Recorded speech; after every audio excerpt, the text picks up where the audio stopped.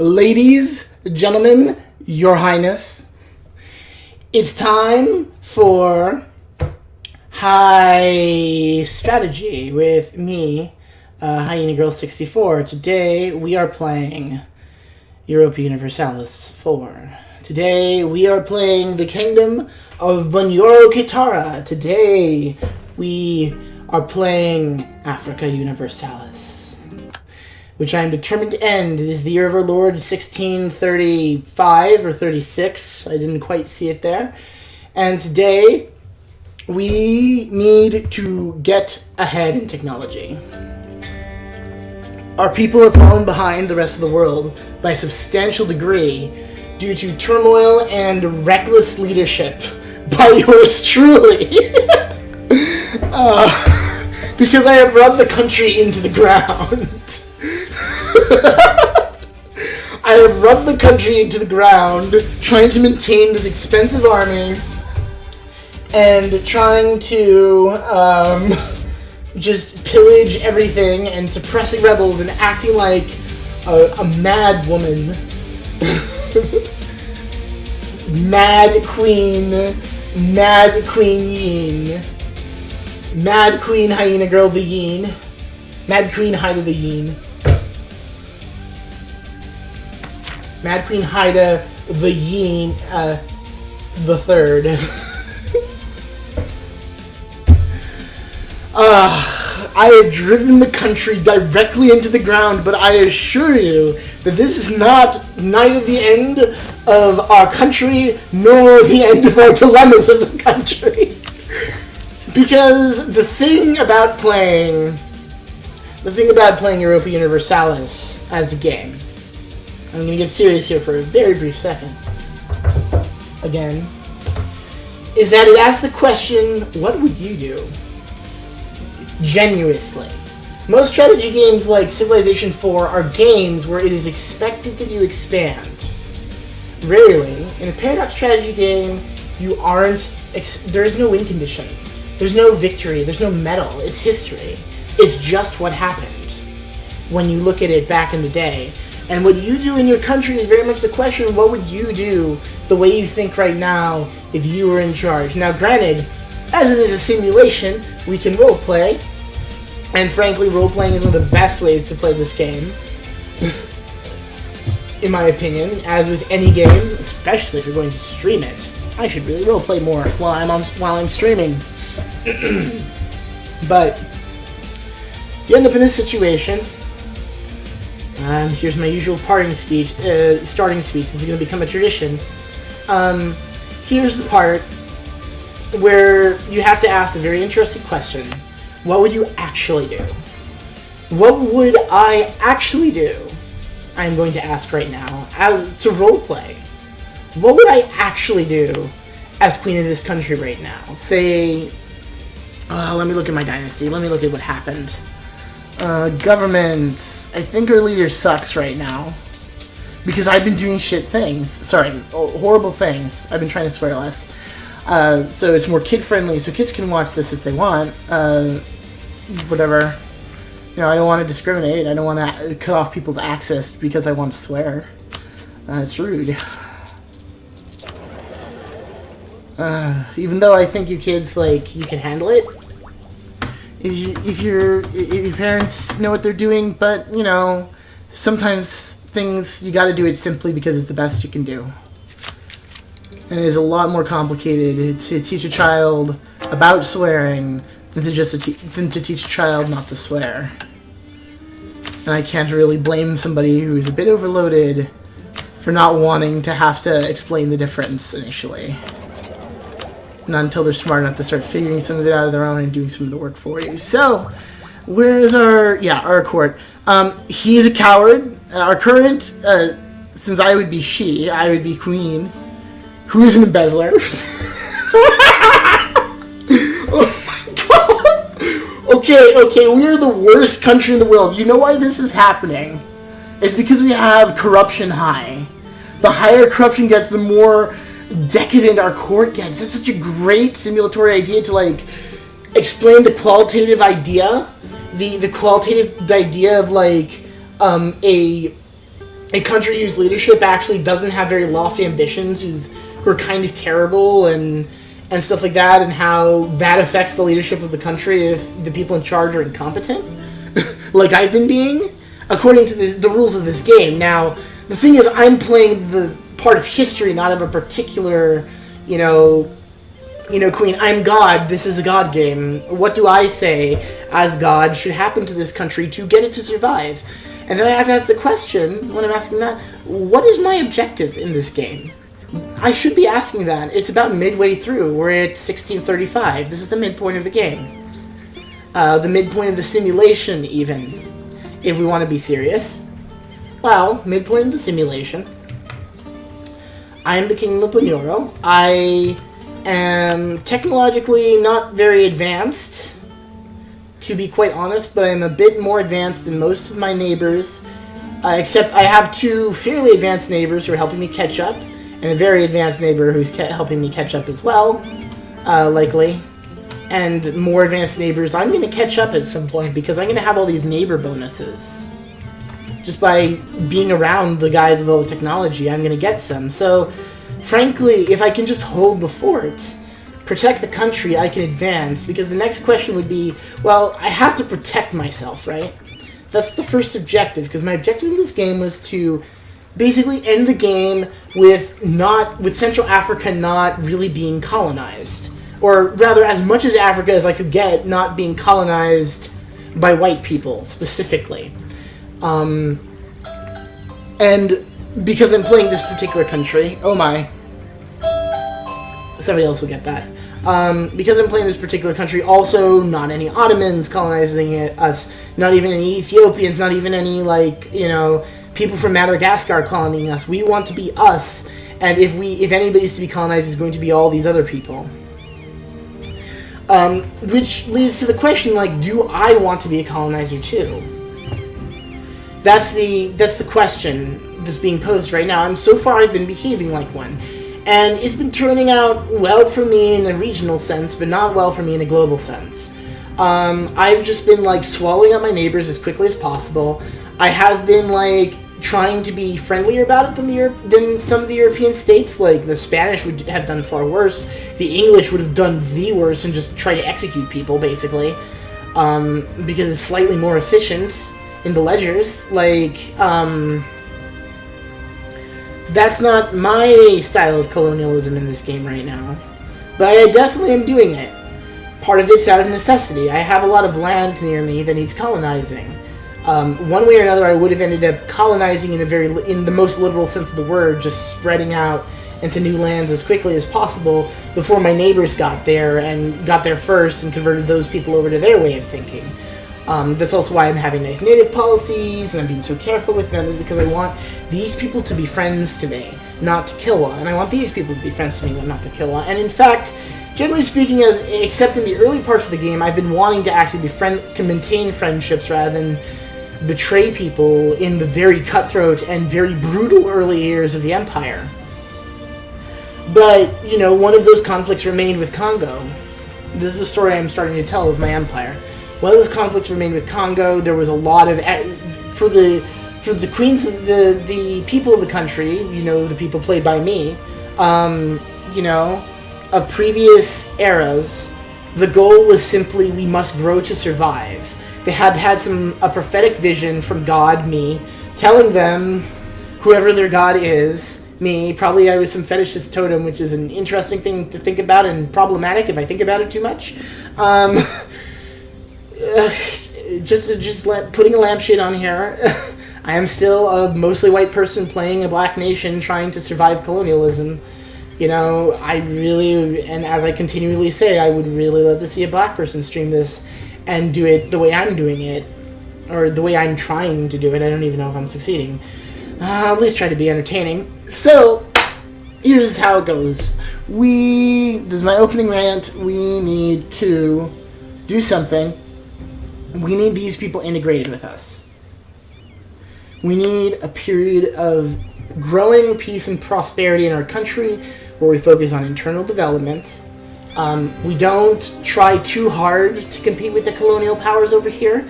Once we take this land, basically, the race is over. Like, they've already gotten over here. I'm still trying to beat them to places here, but they have Kill in the way, and unless Portugal conquers them, I will probably beat them to all these provinces and have as much of the land, the physical land, as I can. But I also need to do things with that land. And if we go to the development tree here, and this is part of the problem that's been going on in my empire, that has arisen out of the mindset of the leadership of the country so far, as played by yours truly, the fictional family of His Majesty Guru His Majesty Guru the First. Sorry, I thought I heard a sound. That's a fun thought. Anyway, cost for improving your powers is for base 50 power. Maybe I just heard the ring on my phone and I didn't hear it right. So these are the costs of improving places, and you'll see most of my original provinces, a lot of them are actually fairly well developed, but over here in the Congo, the land is very underdeveloped. Like, there's a few kind of small cities on the coast, but the inland provinces haven't really grown, and there's a lot of wealth to be had. They have livestock, these people have spices, and they're trying to sell them. Like, these people have slaves, which, as unethical as they are very valuable, and if we did abolish them, we would get a new good in this province. We might get something like coffee, in fact, which would be just as valuable. We have a few places that are controlled by the nobility, like, there's a lot of autonomy of the lords here, they have a lot of rights that they don't have elsewhere, because I have been doing a lot to lower autonomy and consolidate power, which makes sense when you think about it. Though it's been causing a lot of unrest problems in the empire. People are not content. First of all, the country very recently converted to Christianity, and it very recently conquered Congo. And Congo would really love to have, and the people of Congo, while they have been encouraged by, like, the hiring of people like them into the court as advisors, you know, like, this advisor is even from a non-accepted culture from Swabantu, Sawabantu, which, you know, me trying really hard to be multicultural, you know, representation matters, so here's the representation, here's a fetishist person from Sawabantu. I am showing them I don't give a damn, because I genuinely don't. And, you know, I should maybe commit to that. That might make them happier. If that's the case. I really, really, really made a mistake when I decided to focus on aristocratic ideas first. And now we're going to have to wait a while to get a shot at humanism. Because what we want is humanism in this empire.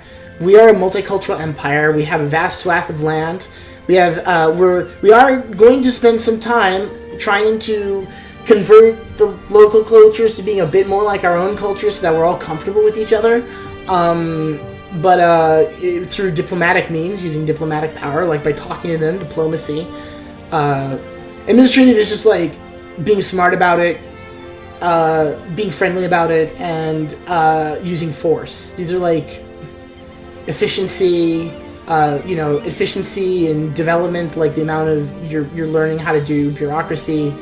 You know, these are just very vague measures of society, which is, you know, another thing people didn't have in real life. We have a subject nation that hates us because one day we fabricated a claim on them and conquered them, and they know because they saw that we had a spy network built in their provinces, and things like that were liable to happen to them. We also know that Kill has been spying on us quite well, and we really, really need to put somebody into counter-espionage in their country. You know, just an ambassador, you know, just to talk to them. I'm just here to talk. I'm just part of the embassy. I'm not a spy. I'm not a counterintelligence agent. Just, you know, old Banyoran army, like, lieutenant, retired, just sitting here in a bar. Don't mind me. That's that guy who our monarch has, His Majesty is hired in our monarchical government. But His Majesty is problematic again, and young, sadly. Though his wife is a bit older than him. Unfortunate. His wife is quite old, but he already has produced an heir. Who is 16, so he produced that heir when he was... I'm not sure how this heir was produced, but his heir would have been produced when he was 19. So, that's young to be a father, but I suppose you have the court to help. As we can see, the heir is actually fairly promising. The heir is not going to do as great a job with the military as the father. The queen is better than her husband at ruling. She really should be in charge, but here you are. If her husband died... Yeah, so... yeah, we should have him abdicate at 60. If he doesn't die first. And we could also go get him killed. He is a military... I mean, he's a coward. You know, ooh, you can also look at the rules of other countries to try to predict the AI's behavior if you really want to get into it. This is the intended way to roleplay the game. These people... yes, he's very careful, though. He's a coward, but he's paranoid, you know? That's his thing. This guy's paranoid. But he's actually pretty smart about it, right? He actually is pretty smart. He knows, he's savvy of diplomacy. He knows how to handle all these rebellions, and he's been managing them for years. He's paranoid because people want to kill him, but, you know, you'd be too. I think, though, it is in everyone's best interest that we once again reduce stability. We could also do a goodwill campaign to reduce war exhaustion, but we need the technology. We need to manage our overextension. We need to core the provinces. It's unfortunate, like, our leader's just not that very good at it. Also, we have... Oh, we can have up to 18 now. That's good, because we're still integrating some territory, and we're going to have more. So we're going kind of to the edge of our limit of how much territory we can have. And that also means we actually shouldn't be that interested in expansion right now. It would be good to take the rest of this, but between that and the colonies, we're going to start running out of provinces at some point. So taking vassals is actually a great idea. Even if especially if they're just surrounded in the middle of our country, like these guys are. I'd love to turn these just into vassal states and slowly integrate them over time, you know, peacefully. I mean, I may have to force them to become vassal states. In fact, I guarantee I shall have to force them to become vassal states. But we have to do it. We have to continue being ruthless. If we're going to be ruthless, we need to be ruthless. I'd love to do it just by improving relations, though, so we can focus on rebuilding the military. I wish you could... I wish that they were Christian. Because these people, we have royal ties. Here, we'll proclaim guarantee on them. That'll make it feel better. They already like us quite a bit. Let's make them like us better. Let's make them say, hey, you want to become our vassal? And they'll say, well, we like you, we just don't trust you. They're at war with Great Britain, Russia, the English, Brazil, Newfoundland, and Argentina. That does not sound like a war you are going to win, my friend. Ooh, who are your allies in this war? Who are your allies, though? Burgundy, Portugal, Milan. I don't know about some of those countries. That sounds sketchy. That sounds real sketchy. And you're rivaling France. Is England also, like, what's France going to do about all this? People on either side of France are, you know, your rivals are Spain, Burgundy, Austria. You're not going to let them through either. Spain, but I'm Portugal's friend. God damn it. I'm Portugal's friend. Oh, I'm on the wrong side of this war. Okay, I'm Portugal's friend. Is Spain Portugal's friend? Who's Portugal's enemies right now? They don't even care. I pick, okay, oh, they're allied to Spain and me and Arawak, and 2 of those are involved. I'm going to become involved as well. You have my permission to go through my lands. At some point, I might be called into one of our first world wars here. If any other great powers get involved, because this is a major conflict. Look at what's happening. You have Spain and their allies fighting England and England, the Netherlands, and Russia. These guys are all allied together against this guy. And this guy's friends are very sketchy.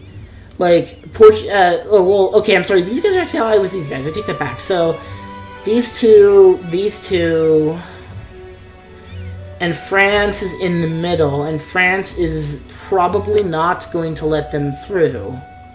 They're in a completely different group of nations. Sorry, I'm having to think about the global situation a bit to get my next plan of attack going.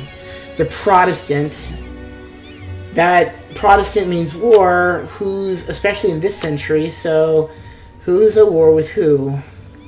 So the Anglicans and the Orthodox are allied against a Catholic plus Protestant league.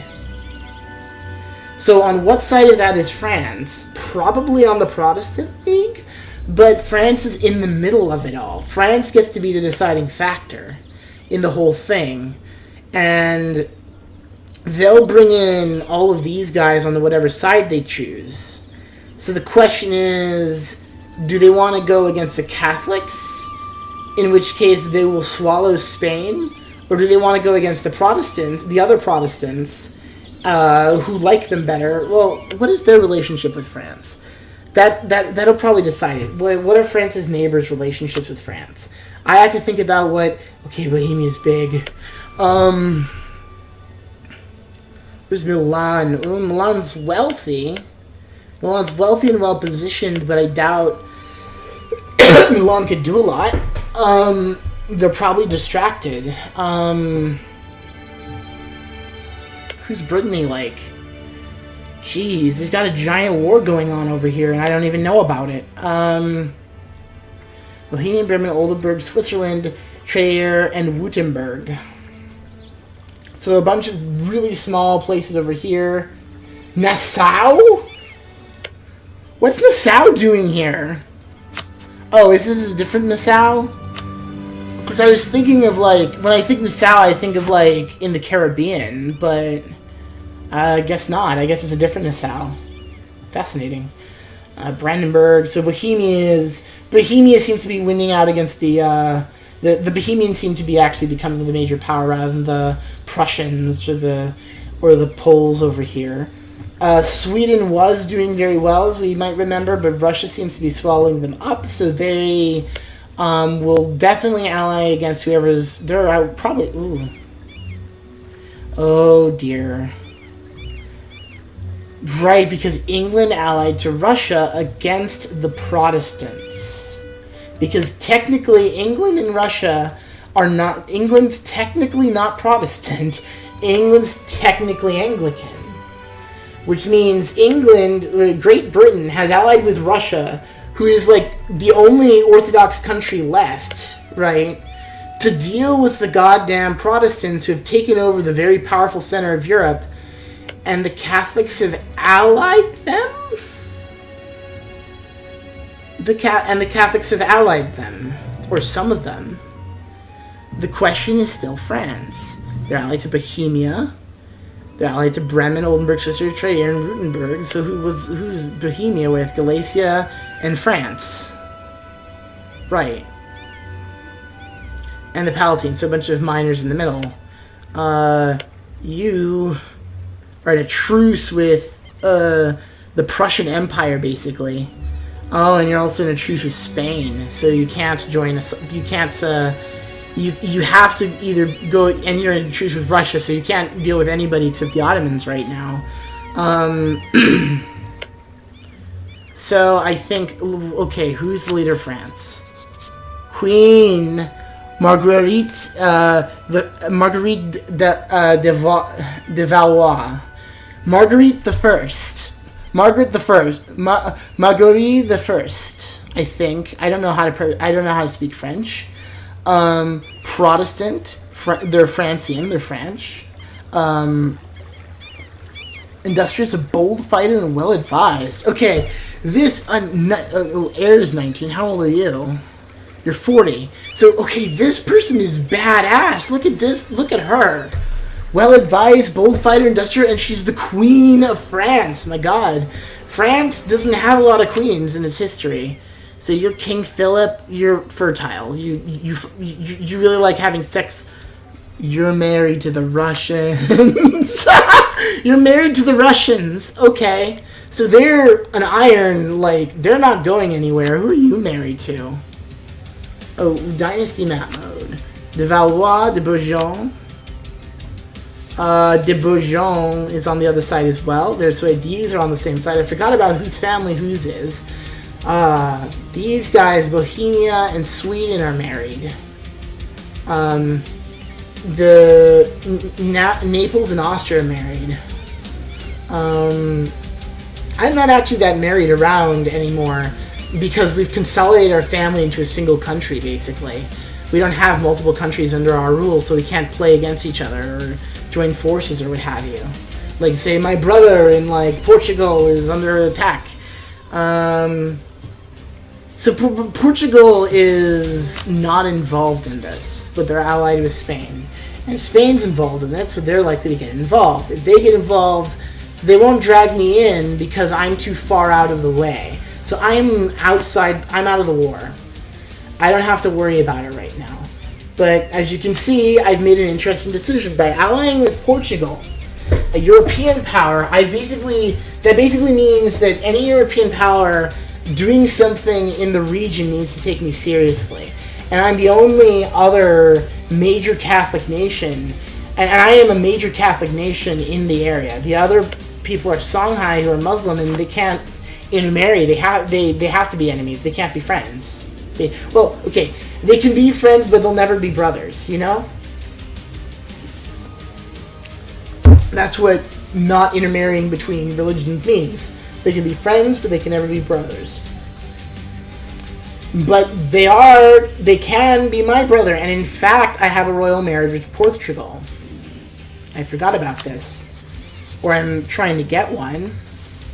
Yes, I have a royal marriage with, the glory of the dynasty is one of the top priorities of any nation. To turn our back on the dynastic link will both upset the other nation and cause unease among our nobility. No. To claim the throne, claiming the throne again has a possibility to make them our junior partner in a personal union. This action will lower our relations with all countries with which we have a royal marriage. So this is a possibly double-edged sword. It could also mean Portugal basically becomes the ruler of Banharo, like their family could marry into my family and then they could claim the throne. It's part of what's in it for them. But the thing is, if they do that, they still have to intermarry with me first. Which means that they're going to have to deal with the actual culture of the people here. So even if I become a junior partner in a personal union and not a major partner, eventually we may consolidate into a single dynasty or even a single country that is actually accepting of both cultures. Because if I make my people prosperous enough before we intermarry too much, like, one of the best ways in this game to get land is peace. I want peace with Portugal. I want it seriously and genuinely. And I want them to be serious and genuine about it too. I want to marry Portugal to this game. I want to latch onto them and be the best friend they could ever have. Anytime they call for me, I'm with them. Anytime they need me, I'm there. You know, even if it ruins my country, I'm there for them. Because if I get them to start acting that way back to me, you know, then we might have then we can actually our cultures can actually have a dialogue, basically. And then we can survive colonialism, basically, by building the alternative of a peaceful integration. I don't know if it'll remain amicable. We may end up having a lot of problems like Austria-Hungary did, but we might be able to build something closer to like what the Ottomans did, where you ended up with Greeks ruling over everything. Well, okay, we don't want that. We want a thing where it's not the Greeks ruling everything, it's a mixture of Greeks and Persians ruling everything, which is what the Ottoman Empire was like. Greeks, Persians, and Turks all intermarried and then ruled in, and Slavs, all intermarried and ruled in Istanbul. And the Ottoman Empire, even though it was Muslim, used to also be kind of, this weird pan-cultural union of several different cultures in the area. It just happened that it ended up that it was just a little bit too much of a stretch to marry people over here to people over here culturally. That takes a lot of time, and the Ottomans were just a bit too early to try something like that. But if we basically become the Catholic version of the Ottoman Empire, and Portugal and Bunyoro go from being two kingdoms to being a single kingdom, ideally the Kingdom of Bunyoro, but we could go with the Kingdom of Portugal if we have to. As long as we're actually very intermarried, we might be able to protect our people. Might being the key word. You'll notice that carries some very worrying tones, like, might I betray people once I've been, living it easy in Portugal for too long? Will I say, oh, those people don't matter? Well, since I'm playing the game, I won't. But in reality, that might be what happens, and that's how a bunch of people here can get screwed over, even though there was an actual attempt at peace. That is a very interesting thing about history, is sometimes the road to hell is paved with good intentions, and sometimes we need to forgive people the fact that they didn't have the benefit of the hindsight we do, and they didn't understand the kind of things that could go wrong. They didn't realize that perhaps intermarrying the Portuguese or intermarrying the Spanish wouldn't actually get them the level of rights that they were expecting within the newly forming empires. And that decision is a thing everybody starts making on personal levels sometimes. If you're poor and hungry and there's a kind, privileged person who actually loves you, you might cling on to them. And in that way, you kind of end up pulled out in a helpful way, but you also end up being pulled out. And you don't see what the other people see. And your children will not have the problems the other people have. But those people's children the people you left behind's children may also have problems because they weren't so lucky. And that's why socialism has to win. That's why we need to care for those people too. And the question for me, as the King of Bunyoro at this time of history, is how do I make sure my people, not my kingdom, that's the wrong objective, how my people survive. The correct objective is, how do I make sure my people and, frankly, the various cultures of Congo all survive this? And the best question is, we need to unify, consolidate, get bigger, get something that has to be a bigger deal to deal with. Like, well, our culture's unified, and unfortunately we had to, destroy local languages on the way. But now we've guaranteed that all of our descendants will have a culture we would have wanted them to have. Now there's been several generations down, and we've forgotten a lot of those things. It's not going to be fun for the people involved. It's going to be a hard thing that I'm going to have to ask my people to do. Because we're in a really bad situation. There's no denying it. This is our chunk of the world, and this is theirs. And as big as these guys are, look at that chunk of the world. It's just more stuff. If we don't, it's either join them or get beaten by them, and I'd rather join them at this point. Not because that is the right thing to do, but because that's how they're acting. And I don't know if I were a person in this time period, I would ask myself the question, perhaps, why are they acting that way? And I don't know that I would have a good answer. Except that, honestly, it's not like our own people didn't act that way. Everybody acts that way when you're pushed. And because everybody's pushed, everybody acts that way. The less push we all get, the more calm we all get, as just a society, the less we have to do what we're going to do to these poor nations. And the more we're going to do what I would like, ideally, to do, which is to actually unite Portugal and Bunyoro into a single political entity. The incredibly good relations into a single political entity that that is actually mutually beneficial, instead of being a matter of the colonizer and the colonized. So what do they have? They have technology, right? They have a lot of technology that we need. We're strategically placed, and if we were stronger, we would be a threat to somebody like Spain over here. Although it's entirely possible that the Spanish will just lose out to a little regional power here, to Oyo. You know? What's Oyo's dealio? Oyo's being consolidated by Portugal. They're doing to them the thing that we've done to all of our friends. Our frenemies. But I was thinking of being Portugal's frenemy, but I need to actually be Portugal's friend. Because when you're in this kind of situation that both of our countries are in, where you feel doomed, what you want is a friend you can actually trust.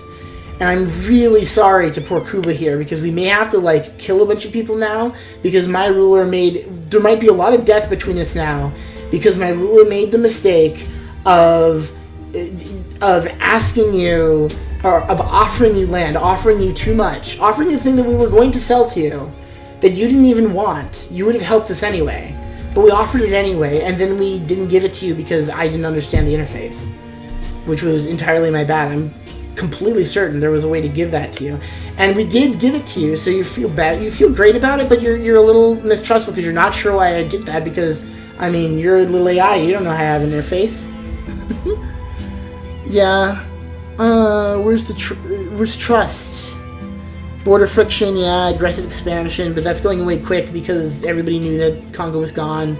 Relations were improved, but that's decaying faster than other things. They're grateful because I sold them a thing.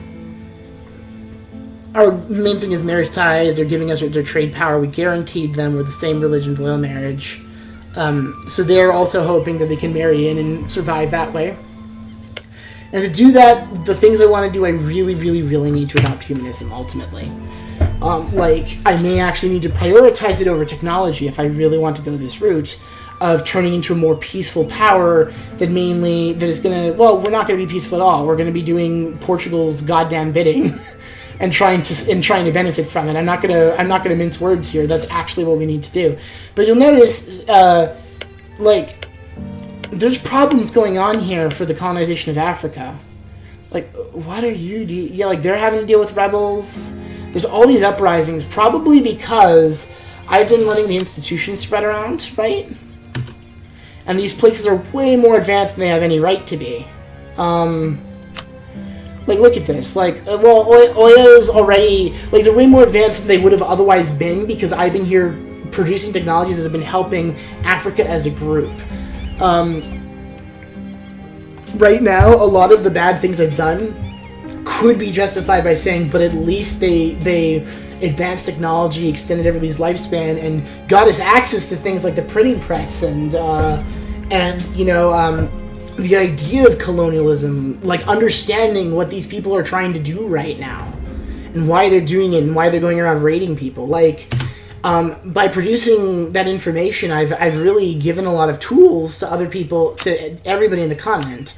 But I am not the king of Africa, or the queen of Africa.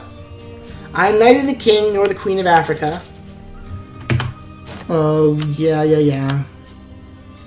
Great advisors died. That's lovely. We need to hire another one. Culture, Congolese. Lunda. I think that's one of the ones that's not very accepted right now. The problem with people like this is they can sabotage you, but we need the diplomatic reputation because we're planning to peacefully align with Portugal. Oh, and now we're losing money. What else can we do? The problem is we're also really corrupt. I could probably reduce the amount of corruption we're reducing, but we need to keep reducing it. We can't go on like this forever, but we need the technology so bad. So we really are nickel and diming it here, which means we may need to, since we're still... The printing press is still spreading, right? Or the institution is still spreading. You know, global trade isn't yet present in most of our provinces, and we need to develop. We need to develop provinces that have the culture we want. So we want Congolese. Luba is huge, and we're going to have to deal with that at some point, especially since we've been trying to make little inroads of Gondan here.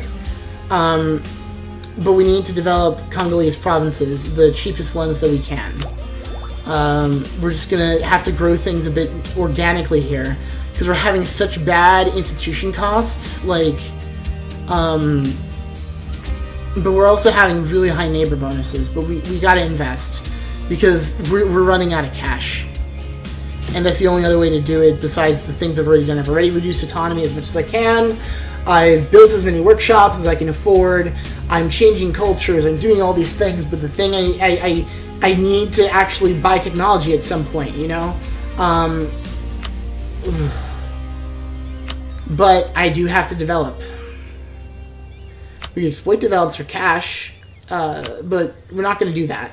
We'd only do that really if there was a province that was really being really sticky, that had a culture that didn't want to convert to something more likable that our people can understand, I should say. Alright. So, we want the lowest cost. Alright. Slave province. And the corruption is going to make this cost a lot to do, but we're going to do it. Yeah, we need to also get rid of every... Oh, well, yeah, we shouldn't improve that. So we're going to start improving Yaka. Oh, shoot. That has a culture we don't want, doesn't it? Shoot. Mapangu, where is it?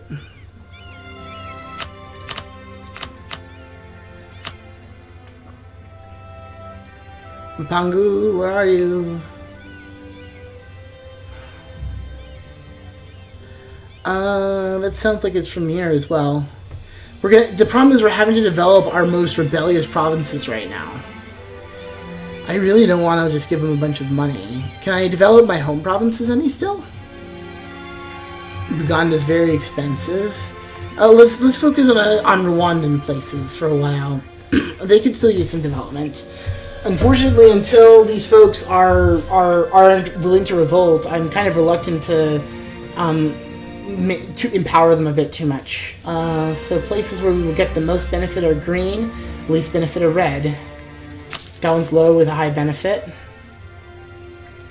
More benefit. Got a really good benefit for this here.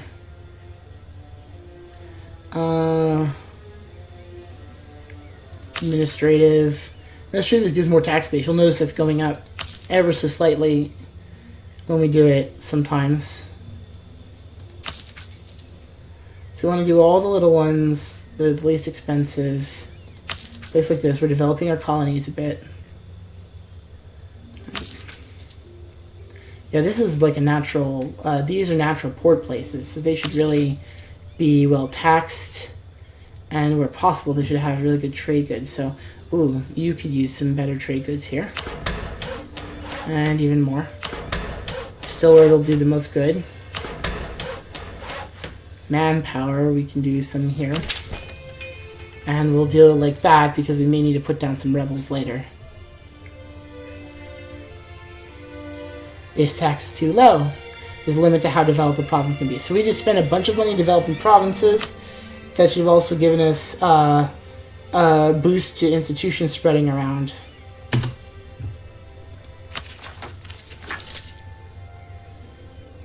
Oh no. Whatever shall we do about these people we are entirely expecting to do? So we need to colonize more of the Great Lakes regions and focus on developing more of our culture around here in our home trade node, or our original trade node. Even though this is now our main trade city.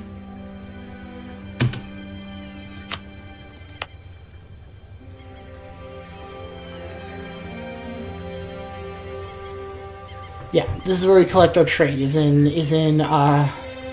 here. Although we're actually doing a split thing, we're also collecting here. It's kind of an awkward situation. We really need a trade league, frankly, with Portugal.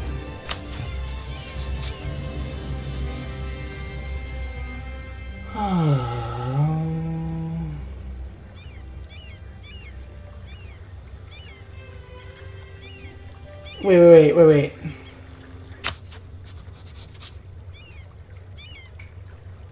Oh yeah, they hate us, but we have to. We don't have a choice. These are the people we need to force them to convert.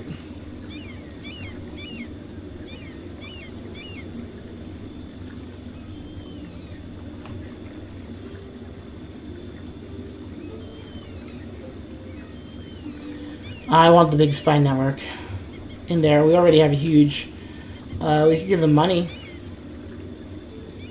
Could offer them a loan. That would be a good one.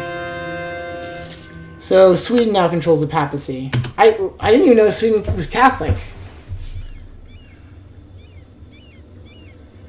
Alright. What is going on? Wait, I thought Sweden was freaking... Oh, they're Catholic? So they're in the Catholic League. Catholics versus... Catholics and who? Like, the problem is, like, there's a four-way going on here. Like, it's these two versus the Catholics versus the Protestants. That's the current versus the Ottomans. Those are the sides. And we pick the Catholic side. And we've committed to the Catholic side. And we really benefit from continuing to do it from the Catholic side. Because just of how we're positioned. Like, we're married into Catholicism. We've benefit a lot from the Pope. There are other things you benefit from in other religions, but and we've spent all this effort becoming Catholic. Like we're kind of stuck. And in fact, we're suffering because I passed a law that reduced institution spread, and I am really regretting it now because we're going to become a cultural backwater this way. Here we go. Mercantilism. Diplomatic reputation might be good. National tax oh no, now we're getting a lot more money. Right. I could do prestige. Prestige would be really good. Like, I'm losing 0.5 yearly. I could go up to getting 0.5 yearly. That wouldn't be bad. I don't need to beautify a saint. A holy war is a good ace in the hole. We could do more mercantilism. That would also... mercantilism might piss off Portugal, though. Legitimacy, we got plenty. Diplomatic reputation would be a good one right now, actually. I really need, like, I'm doing things about diplomatic reputation right now. I want to be friends. I want everybody to think that I'm one of the friendliest empires in the world now. Even though we've been backstabbing all these people, they need to think that we're their friends. We want as many people to like us as possible. The Spanish want to cross our territory? Sure. Anything they want. As long as they don't go to war, then we need to be able to kick their butt. Right now, we can't, which is why we have to be friendly and do whatever they say. That's the reality of the situation. Otherwise, it'd be a lot more bold and a lot more prestigious, I'm sure.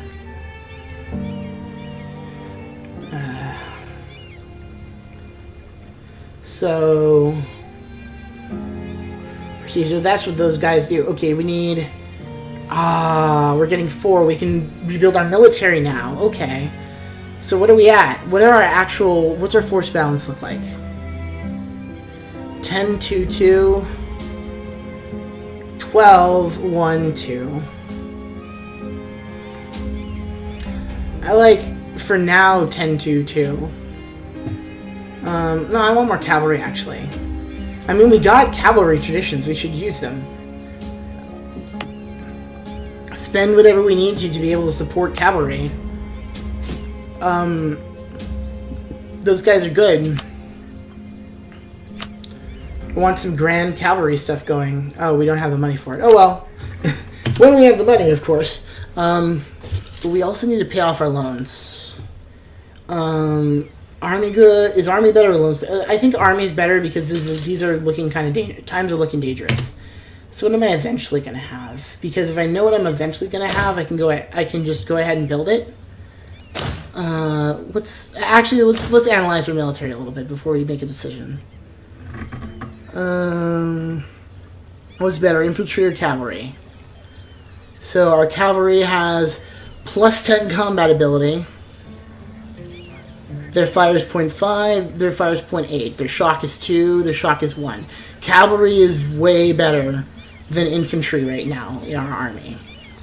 These guys have bad shock, but they have decent fire. But honestly, their fire isn't that much better than our infantry's. So it's better to have infantry than cannons right now. You just need a couple. We don't really want a ton of cannons. Like, what we want eventually is a huge stack of infantry that just fills the line. A bunch of cavalry and cannons in the back, eventually favoring cannons over cavalry. That's the direction warfare is going through. But right now, we need more men, frankly, and we just need more men. So we need to build at least one additional cavalry because we should not be. Oh wait, we have more. That's just men. So we have plenty of additional men there. We need more cavalry. Oh, what about here? Oh, there's more cavalry here. We definitely need more cavalry. That's what we're buying. We need to think this army thing out. Times are changing. You can't just build a stack of guys and go out and beat somebody up anymore. You gotta be professional about it. Speaking of which, you should be drilling. Oh, only one of you can drill. Okay, well then, you come here and drill them because there's more of them. We want to add cavalry to this army. We want it to be a grand army of. But how big should they be? How big should a stack be? Geez, around here, supply limit is getting up to the 20s actually. Oh, we must. Everything's getting embezzled in this country. Everybody's well, we are very so. Supply limit's up to 20, except there was one province here where it was 12 that I saw. Yeah. The Gulf, well, that's ships. We also need a navy at some point to project power, but right now the army is more important because if all else fails, the army is what's going to protect the nation.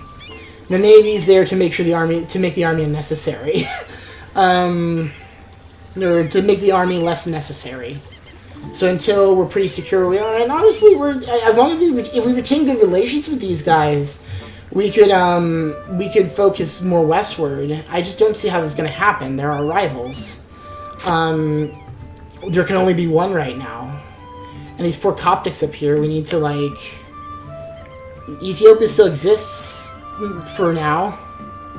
They're going to become the Poland of Africa right here. Well, in our cutthroat world of politics, we need to have a grand army. Eventually we want quantity as well. We won't want just a ton of guys. Quality ideas are for people who live on islands. People who live on islands and have big navies and don't really care as much about having the best army. You want to have good marines, and that means you want small amounts of guys who do well, not a large amount of guys who don't do a lot. Quantity makes sense unless you're on an island. Prestige would be good though. I could use gaining prestige. If I get a more powerful influence, that's what I'm going to spend it on. Oh, truces have ended. We need to make these cores as quickly as possible. And for a favor, Delegation of Universalis came to us today to thank us for favoring them in government. In fact, they are so grateful that a small valor and contribution was made to the treasury? That's right, I forgot. I can ask the estates. We can become Defender of the Faith. More prestige than the current Defender can claim the title.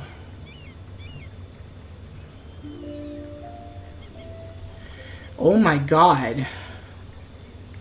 Make technology more expensive, but we're kind of screwed with that right now anyway. And it would force the Catholics to take us seriously. I really want to pay back my loans, though. How much is the interest right now? Interest is 1. So we can gain back up to 1 gold per month by doing that. And it'll make technology harder, which is bad for us right now. but it will force people to take us seriously. Like, yearly palpable influence for 1 would be fantastic right now. So would the extra morale. We need the morale badly. So we're going to take it. Because you don't ignore a thing like that. So it's for 2 years.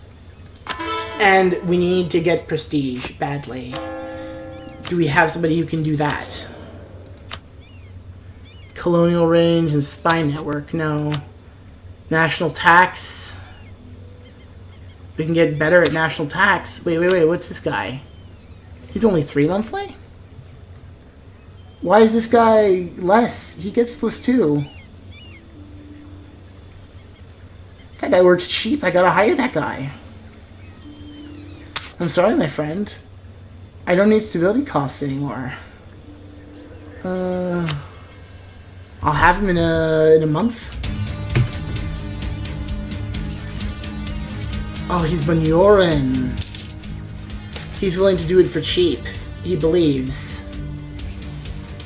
More than any other estate, the good is dependent on our standing with the common man. It has been hard, not exactly why, but over recent years, it has come to be seen as less scrupulous and more rich, corrupt intrigue makers. Oh, it's hard to explain why.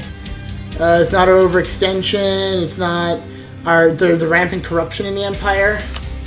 Alright, well, as long as we're corrupt, we might as well be religious. As long as we're corrupt, we might as well be sorry about it. Okay, well, we got this guy. How many loans are we at? We're at 3. We're having to borrow loans to pay off other loans. So we need to pay off loans now.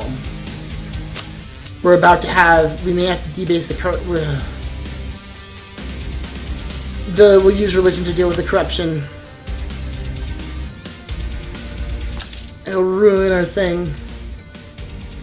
Pay a loan. Biggest one. Okay, back. We're gonna have to do it again. We're just gonna print our way out. It's really scuzzy. But that's what we're gonna do. Do it one more time. And that's really bad, but it's what we have to do to pay off these loans. To reduce our interest so we can afford these advisors, so we can actually have a good government. Yaka over here needs to go. Next. We need to unify the country. The corruption's such a problem. They're just printing our way out is bad. It's gonna hurt the country in the long run. We could reduce colony maintenance, army maintenance. No, we need to rebuild the army. That's really, really, really important. We got 10 more guys to go.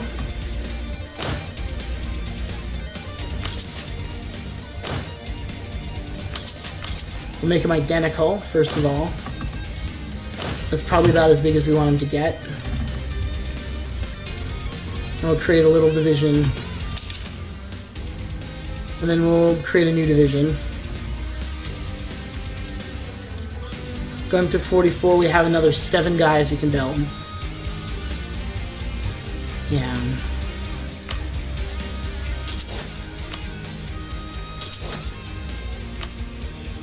It's what we can afford. It's what we can afford.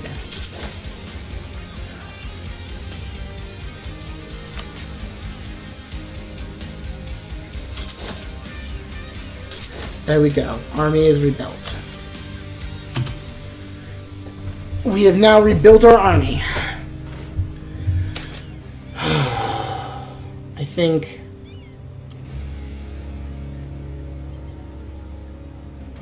Struck by Roman fever. Illness was struck the colony in Lago. The citizens will start colony will disappear. The natives seem immune, but our colonists are dying daily. Lose administrative power. We'll do that. We'll send someone to help. So the natives killed us with a bunch of disease. Oof. Africa's a tough continent. Africa is a tough continent. You gotta be real tough to survive in Africa. Alright. I think we need to fire our naval officer and re-recruit a general.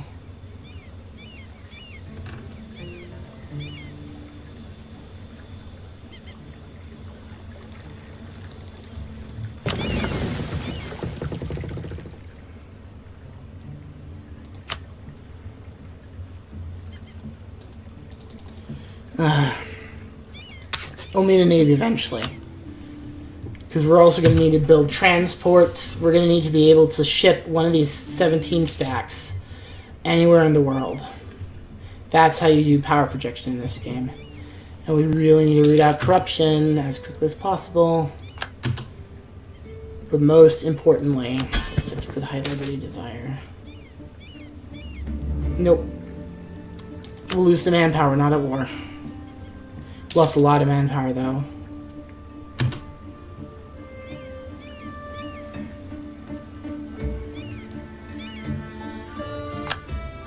Alright,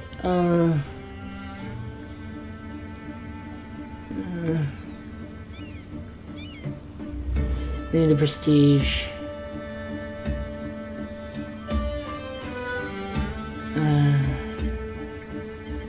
So you gotta embargo our rivals.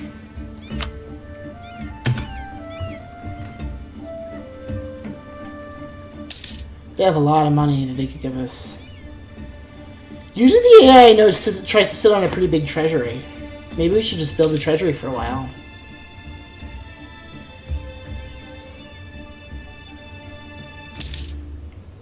Excellent, another self-sustaining colony that we need to convert and core.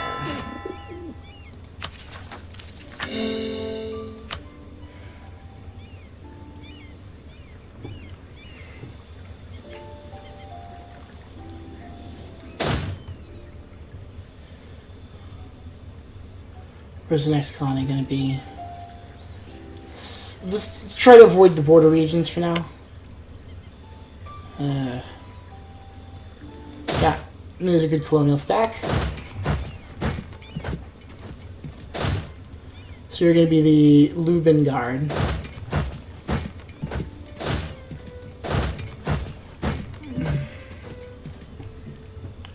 Glorious, prestigious First Army. So he's gonna have to go around drilling people for a while. We need prestige. We're going aristocratic too, like we're committing to this aristocracy strategy. Alright, 2.73. Our advisors to the state maintenance costs a pretty penny, but we need it. It seems the ivory carvings of Mayumba have become increasingly sought after in the Gabu capital, Kansala. There's always a high demand for our goods, but this exceptional pull results in a great surge of wealth in the province. Ooh. Let's actually go to the estates. This is a great time to ask people in the country for help and call in favors. Ask for contribution, they lose loyalty.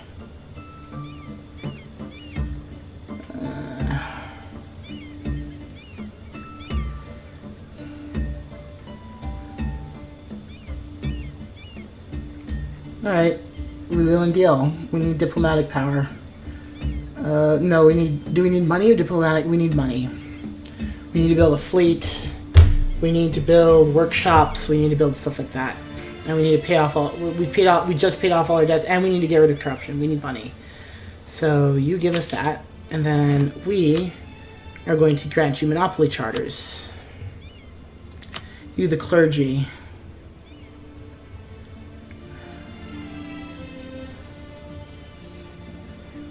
I could give him the money I just got. Or seek support of the clergy. And then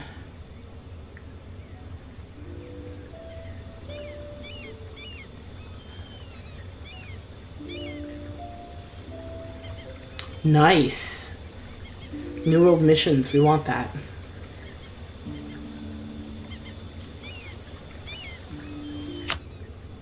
Sweet. Okay. I'm thinking about doing this.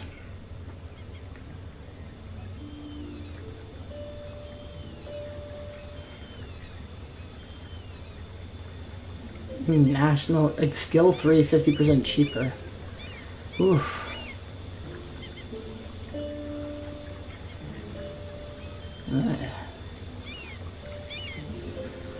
No, but I like the loyalty modifiers. Then senator to the Pope is free.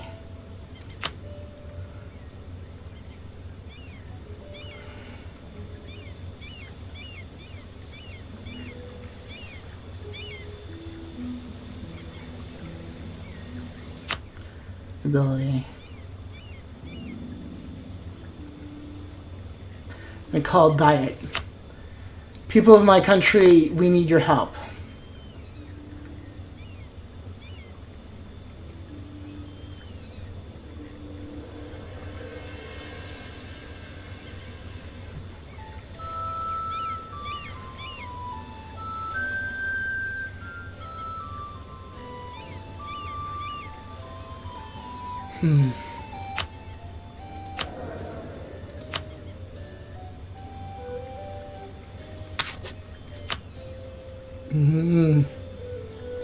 Oh my, you're way too expensive.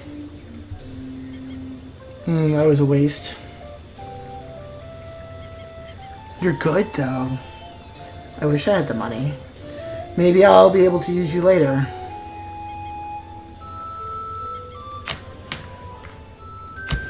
Yeah, so as you can see, we're doing a lot of interesting things to try to play with our resources here.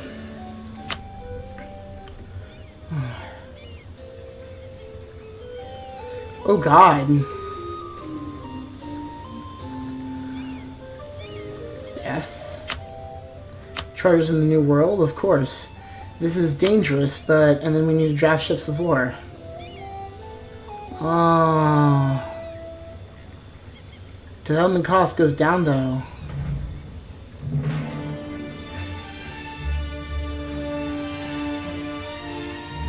And 3 Masters Mint.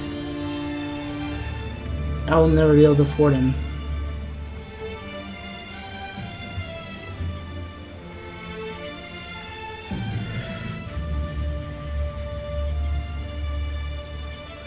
Let's keep them this way for a while and do it later.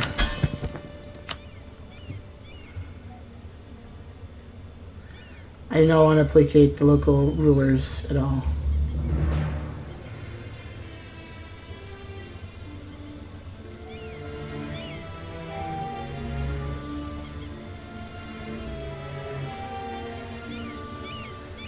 Yeah, we'll do enable scrootage for now.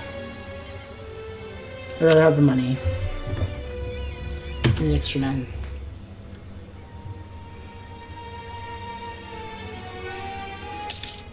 Give me more money, but don't worry, you don't gotta actually, like, maintain a military. Any sort. Which is good for me, because then their military is weak, right? Like, this will weaken their military indirectly. So, where are the other guys? We're producing everyone? One guy's short. Okay. I really want to hire better advisors, so I need developments. I need to develop. The whole country could really use some extra development. So 0.4, 0.2, that's nice. 0.1, lots of manpower, but we're not worried about it yet. Trade, that's a decent chunk of trade power. And we need more power in this province to trade. So I'm probably not going to get called into European wars yet. We're now Defender of the Faith. So unfortunately we gave up a lot of prestige to do the things we did, but we're going to have a couple of years of gaining a lot of papal influence. And we don't know what the prestige of other countries looks like. I really, really would like an advisor who's good with prestige. Like, this person will make improve relations really good. What I really need is a very good military person.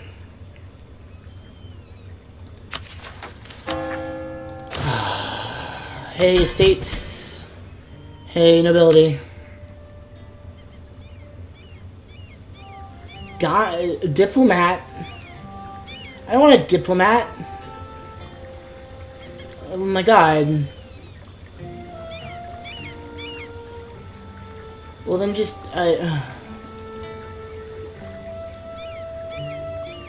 I don't care about land maintenance modifier is good actually. Money, money, money, money, money, money. Speaking of which, how are we on institutions? Are we in technology?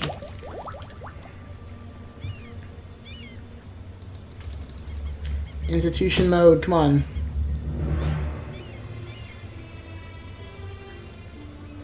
I can also give more stuff to the estates, but I like keeping the power to myself as much as possible. Yeah, it's still spreading very slowly. Should start spreading a bit faster from here. The idea of a global trade system is just starting to erupt throughout the land. So we really want to gain as much papal influence right now as possible, because then we can get the prestige thing. And we get more papal influence. Missionary unrest. That would be good. But you're giving me too much money. Reap the benefits. Reap the administrative benefits. We have been lucky enough to appoint an excellent minister who's active for most of the bigly grand if we are overwhelmed. Alright, cool. Yeah, this guy, probably. We have a level 3 over here for that can improve relations, but we need +8 per month. So we need to get there. And we have to, and the Navy comes first.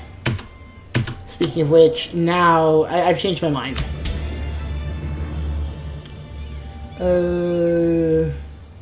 Burgers, I'm very sorry. I need to draft ships of war. We need it.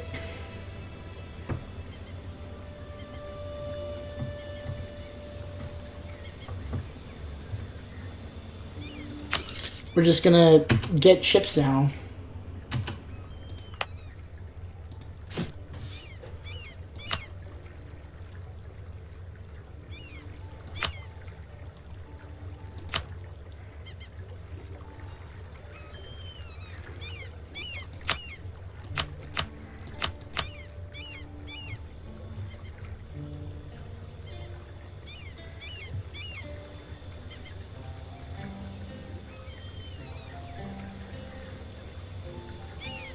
So we're going to have a mostly light ship needed, but we do need a couple of heavy ships.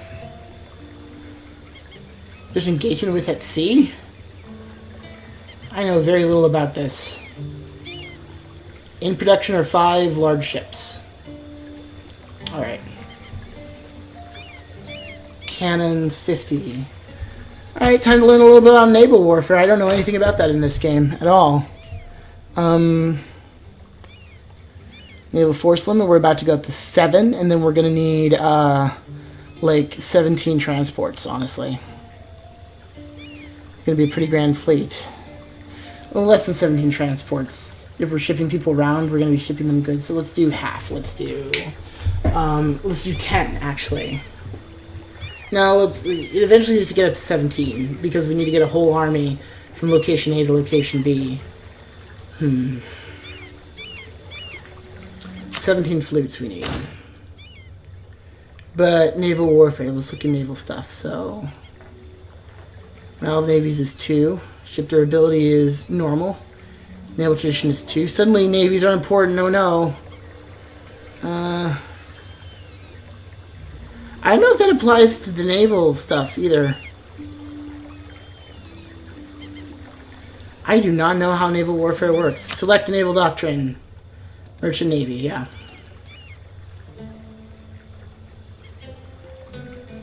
So we can make them cheaper too.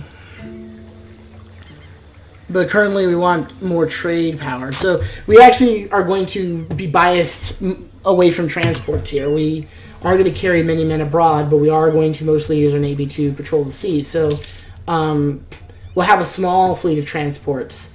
Because the expectation is that in a real war, we're going to actually march up to Portuguese Niger and Songhai, and we're not really going to participate on the continent all that much. So we don't really need that many transports. We might, end up going to English Brazil. We might actually, just by chance end up sailing. Speaking of which, how does trade go? Okay, so Brazil goes to Ivory Coast. I could benefit by taking England's colonies. That would be great for me, honestly. If I took English Brazil, then I could divert more of their trade. Well, all their trade has to go through Ivory Coast. It doesn't matter. I don't care who. Well, I'd rather own it, but from Amazonas down to here and around the Cape Horn can all benefit me in Africa as long as I control the Ivory Coast. Because there's the Ivory Coast, and then the next stop is Seville. Ivory Coast can go to the Caribbean as well. And Caribbean can go north, but it's very hard to get things into Mexico. Like, you can move it down from here or what have you. I suppose you could do it if you went around, right? Like, if you wanted to, you could drag some of this stuff around to here. No. You're kind of screwed over here. It is going to be extracted. I'm actually in a much better position because this is a much more... This is becoming a... The Ivory Coast here is becoming a major trade center. And I am well positioned to take advantage of that because I have a huge chunk of the Ivory Coast. So I need to develop the Ivory Coast into a good trade center, and the place we're developing is here, the Nagoyo Estuary. And even though, at least that's one of the places we're going. There's, I think, one other good trade. Oh, they have it. So the Spanish really have the best place, which is the Niger Estuary, but we have, luxury goods in demand. Local trade power is up. Goods produced. What did they produce? Oh yeah, they produce ivory. So their ivory is getting known throughout the Ivory Coast, and I mean they're giving it its name right now. So we need to really develop this province a bit.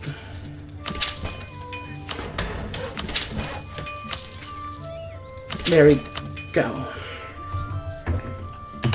Especially trade power and taxation, but everything's good. Even though it's very expensive to develop in the jungle, by spending extra money. Like, this could easily become the new capital of the country at some point. Political marriage is as much a union as a contract. The Bakibiro family expects the Omukam will heed the advice of their queen.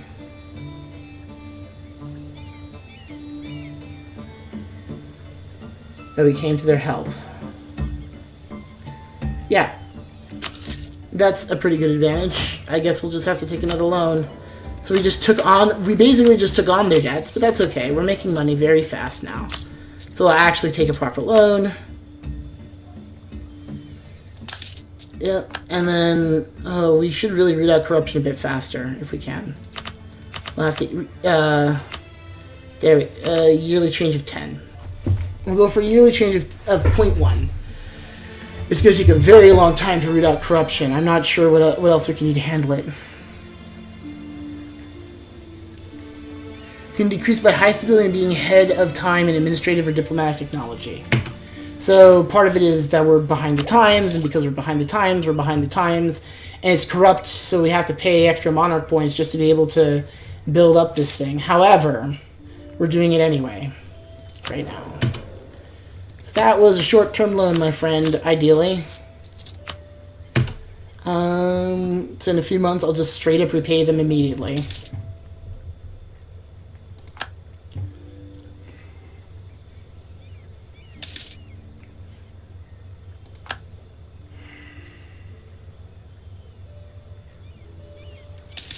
Yeah, it's substantially more expensive, but that's what you get for getting easy money in the game. I could have done more corruption. Oh well, we'll deal with the loan. We have good things for dealing with loans, so province improvements. Right now, no. We need to actually pay off this loan. We need to just gain money for a little while. Focus on actually, like, using monarch points to develop provinces. Institutions, is it present? Yeah, it's present. At some point, we're going to need to adopt an institution, too, so... Like, we're always running our economy a bit hot.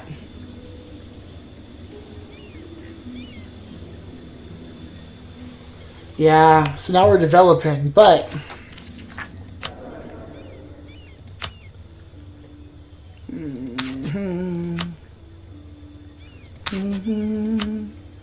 Alright,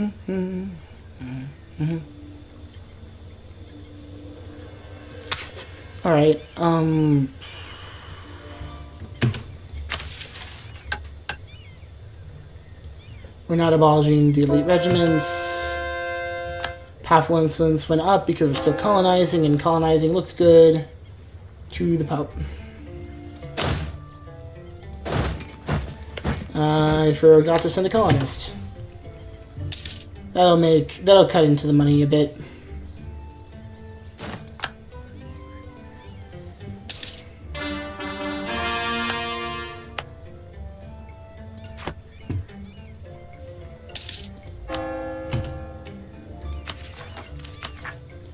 Oh yeah, we're about to manage our overextension as well, which will help with the corruption. Which means we can deal with the fact that we just did the colonial maintenance. Portugal is the papal controller. Hey, look, we all really like each other as popes. Hey, Portugal. Oh boy. Well, they know who to appeal to. But none of these guys are much of a threat. And there. Overextension was managed. They went down.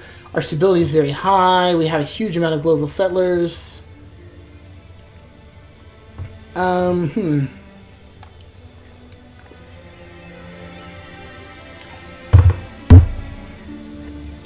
Where's your absolutism anyway?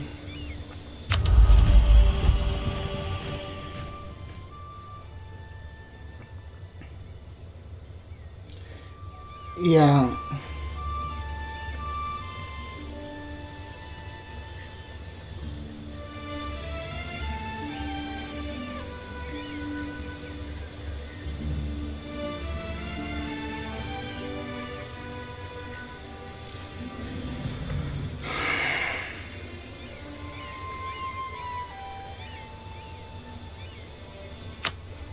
We might be drawn into a religious league war yet, if one happens.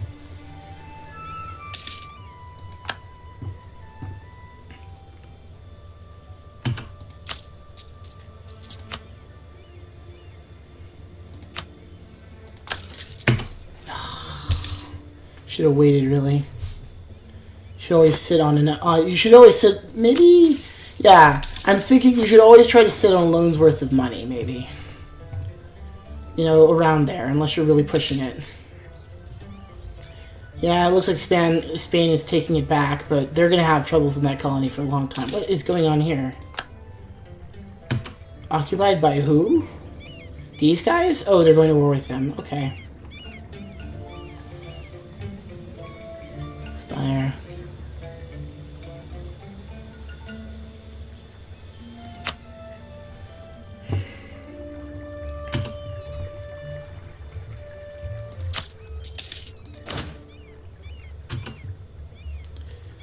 Alright.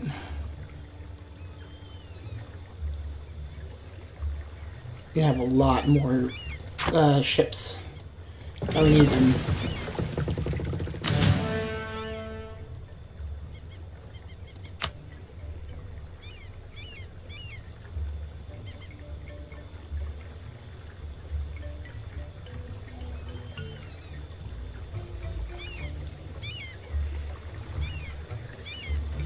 Oh, we could steal.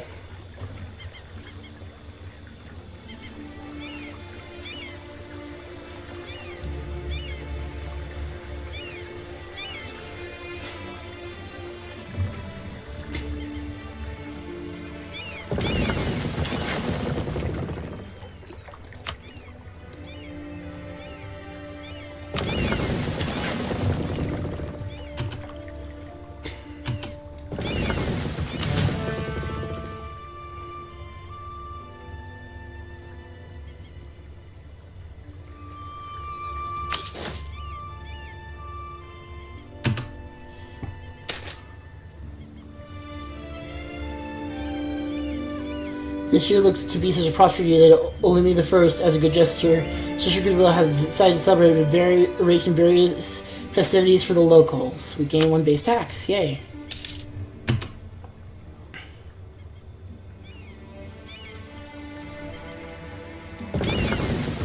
Alright, well, then you're gonna go do what you usually do.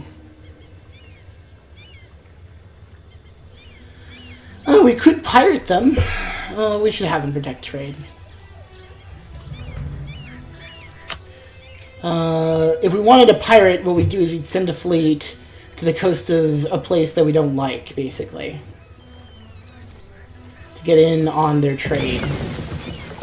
Yo-ho.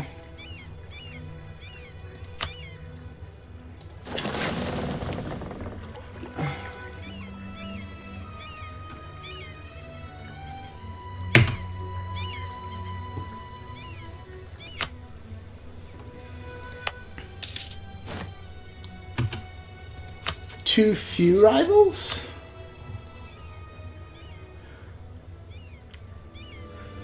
Hormuz is a good pick.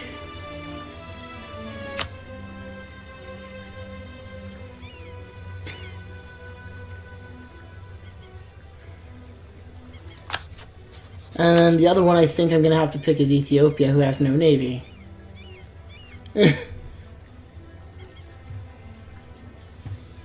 Yeah, unfortunately, even though we're well married to Ethiopia... Oh, we were. Oh, no. Well, we don't like you anymore. We don't like you, Ethiopia. You know why we don't like you, Ethiopia? Because you dragged us into that goddamn war with the Ottomans. And that's clearly your fault. So Kilwa, huh? Kilwa's the one I gotta go after. So I technically am in a good position to go to war.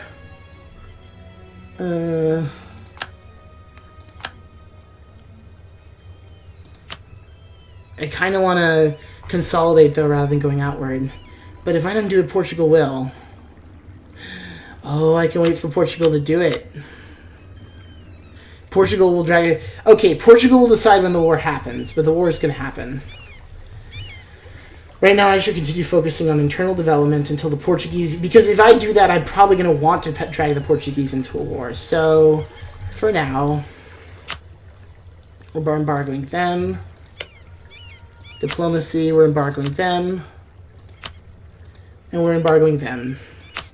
Because we can do that for free when we're their rivals. And we should. If they already have a reason to go to war with us, it doesn't hurt to give them an extra one. You are no longer welcome in our ports, which is great because they can actually get some stuff for us. We call the diplomat. How's Kazembe feeling? They like us a bit better. Hey. Royal marriage. We can't do it, right?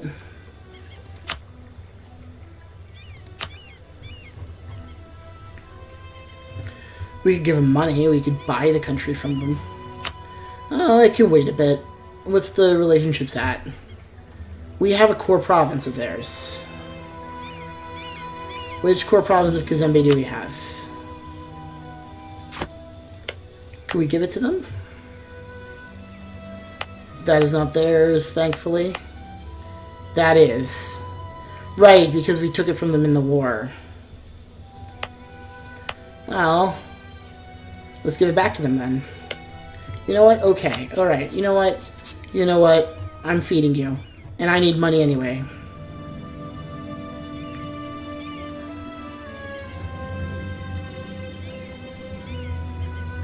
Right, for our own province, use grant. Our own subjects use grant province. So, oh boy. So first, we're going to enforce our religion. They're very likely to now want to flee. However, we're going to give them the provinces they want. We're going to give them Luena and Kemba. Oh, well, it didn't matter. They're above 80%, but they can't go to war with us. So they like us because now they're the same religion. So their people really want out, you know. As long as they hate me, I might as well just put a relative on the throne. Just like let's just screw up their country completely. Why not?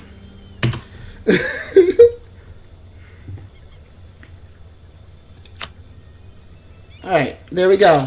We just took everything from them. We gave them everything they would have ever wanted. And now we're going to wait for them to maybe try to go to war with us. And say, so do you want to go to war with us? I don't think you do. And now we wait.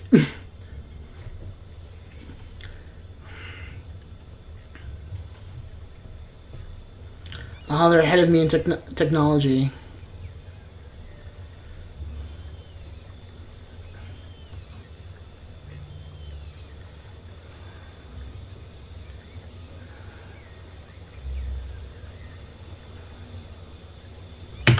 Alright, now we just wait.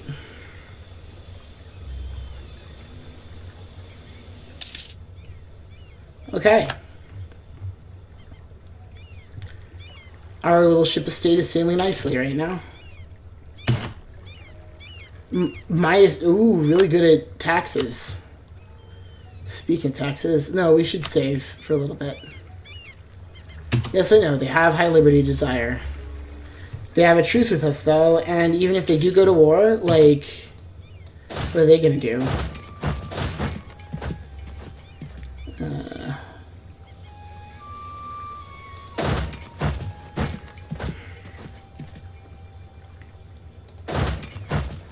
Cultural conversions are still a thing that need to happen.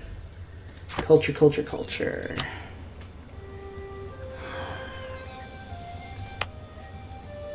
This is the only remaining thing of this culture. If it changes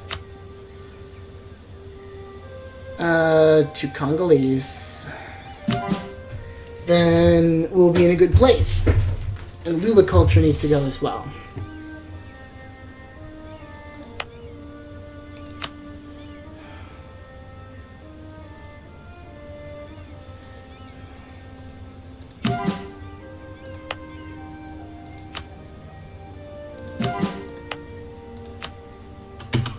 Cool.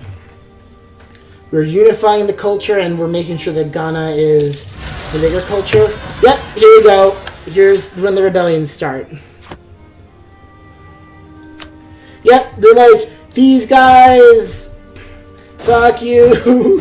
They're mad because they feel that there's a pretender on the throne. Well, that's fine. Get over here, dude. Get over here, my dude. So as long as his might is touched, then we definitely aren't killing him. Oh my god, I have so much money now. Let's replace this guy with Mr. Improved Relations. Because it's +3. Now I just need the good military guy. Jeez, he's expensive. 17? Are you kidding me? Alright. Do you want to make diplomat? We should make military our focus. Actually. There we go.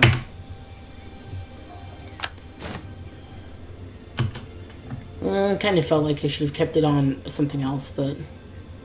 My such careful, craven, careful. So he started out a coward, but then he got really good at some very specific things. Wait, what did I... Oh, I beat him up already. That was a pretty bad battle, actually.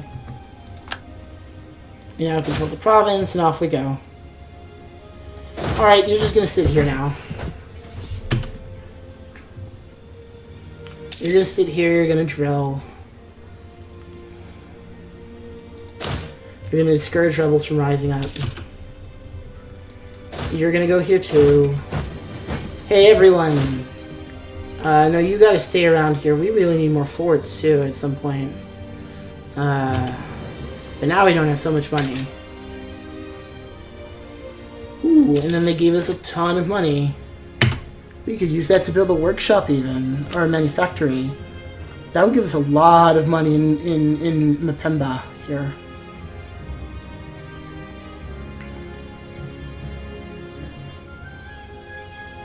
Let's do it. That's quite a bit of money. Sweet.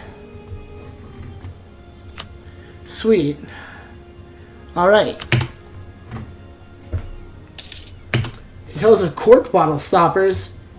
Bottle wine producers to create bottles in more standardized sizes. Jeez, the development of products is what's going on. Lango is now self-sustaining. So you're gonna go over here, and we're gonna send a colonist.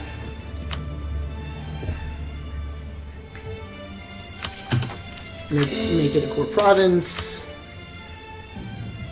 Ooh dear, that's very influential. Oh my.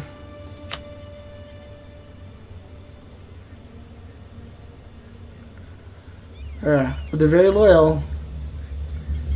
Yeah, we made them real important by asking them for things. Loyalty's down. Alright, so we're making... This country is going to get some of the best leadership on the planet. We have some really good ministers right now. Our ministers are about to overdo our kings. Okay.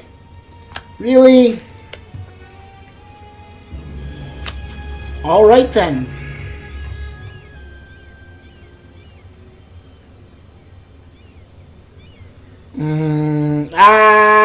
You got me.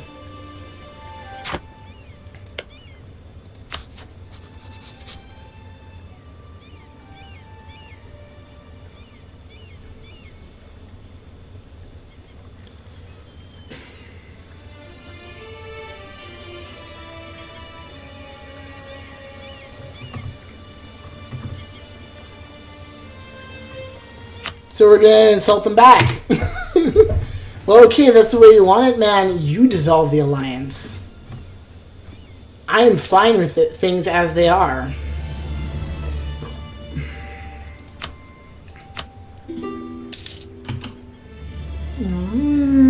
Against who? Who the fuck are you at war with?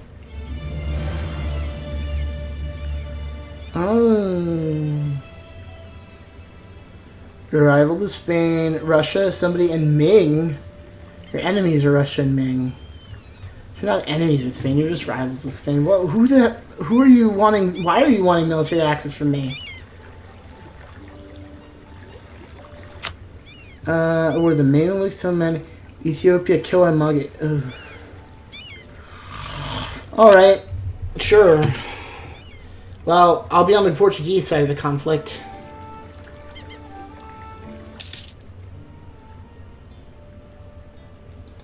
They're like, haha, we eat small countries like you for breakfast. Well, they might be surprised, because if they swallow up Ethiopia, I might be rivaling them next.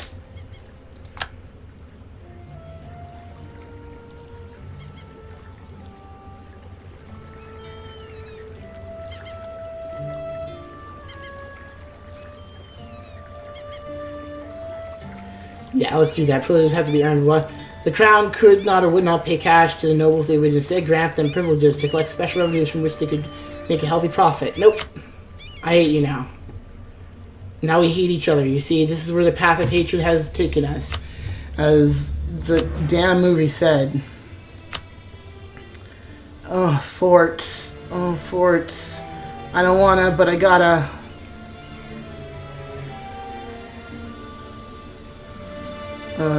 Castle. Forts, forts, forts. We need forts. In case there is a conflict. There's a fort there.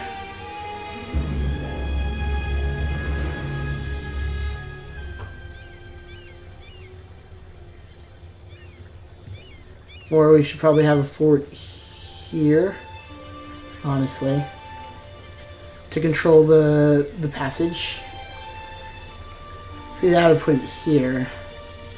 Well, putting it here would be better in a way, but no, it's got to be here because that's where we can put it right now. The fort's got to happen too, even if we're not maintaining them right now.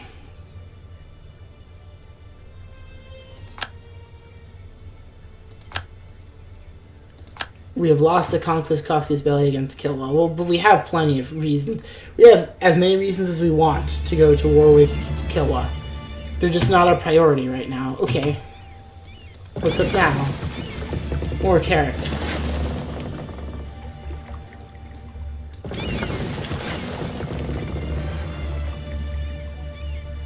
Alright.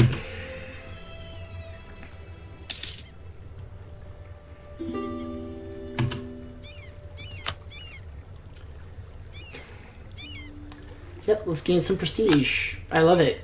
As long as we have high prestige, we can keep being defenders of the faith, which keeps giving us papal influence. So, There's the fleets, and then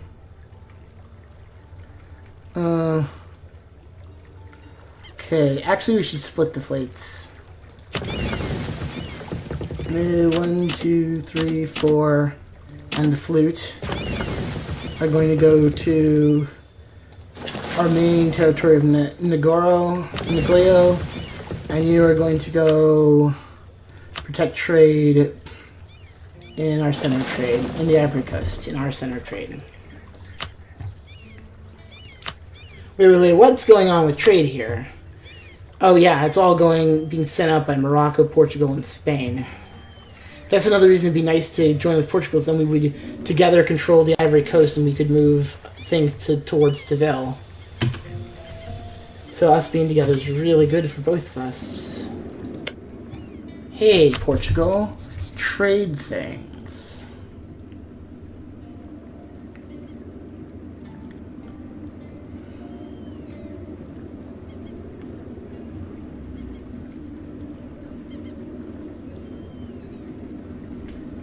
Strategic interests. Yeah, they don't want to base out of our ports. They don't trust us.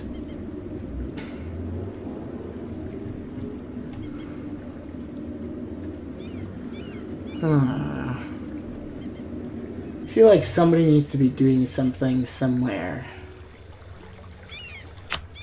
in Kilwa.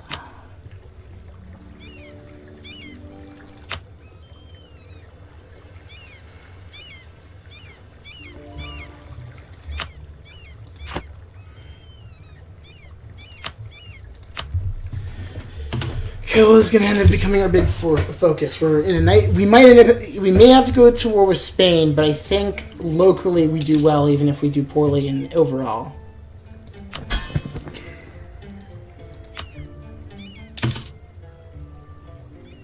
They really like us.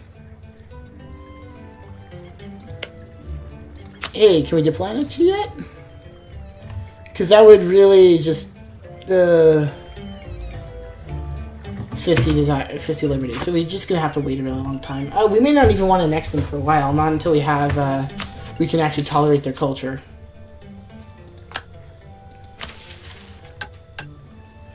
Or have culturally converted a few more provinces. Speaking of which, while they are ready doing it, Luba, Yaka, so we're going to let these go by themselves for a while. Our main culture will still be dominant, but it's fine. Military technology cost -10. Jeez, we have such a bad tech penalty. But we need it.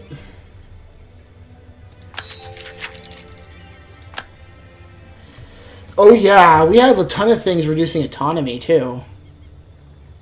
Between this will be like 0.075 autonomy change all the time.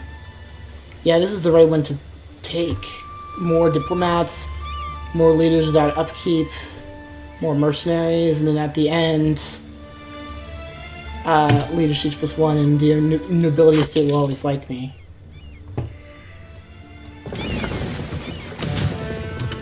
Alright, so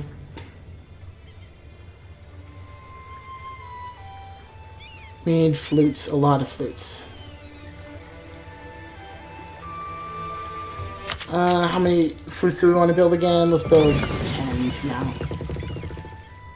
Where are we at in terms of naval force limit? There are 5, 6, 7, 8, 9, 10. There we go. That should be all the fleets that we will need in our navy.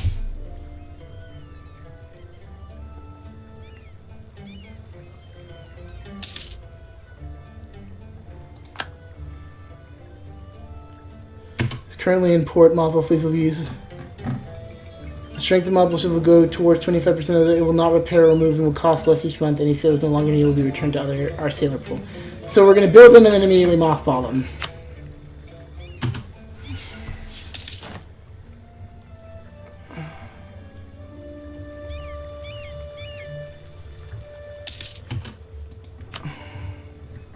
So the fleet will be in disrepair, but that is okay right now. That's just where we're at. We need to have the strongest economy. Alright, cool. I'm actually kind of... Do we want an admiral?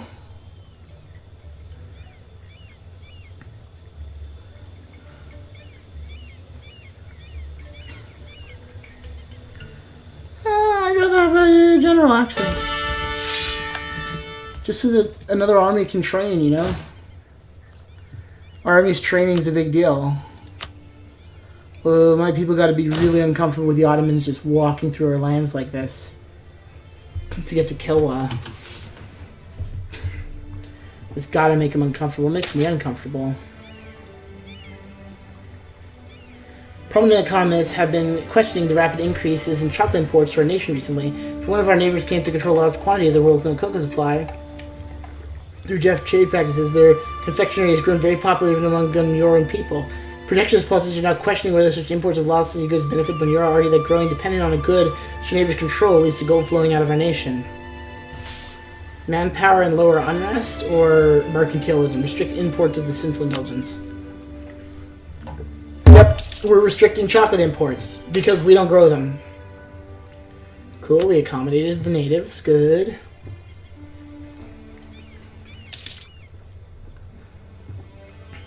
I kind of want to just fill this out before really going for Kilwa. Central Africa is going to become wealthy. Here, I have lots of money, but not a lot of technology. We really, really, really need our institution. Please tell me we have it. No. Development, development, development. Development, development, development. Sorry. Jeez. Crap. Well, no, we're not paying that much. These guys we can. But, what is their culture?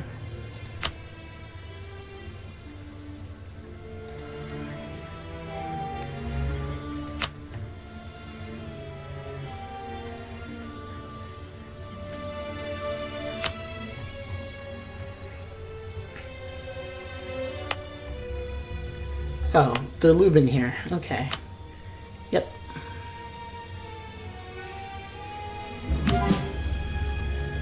So Lubin culture is going to be relegated to Luba. This will help our thing. Swabantu up there. I know nothing about Swabantu. Oh no, we of course won.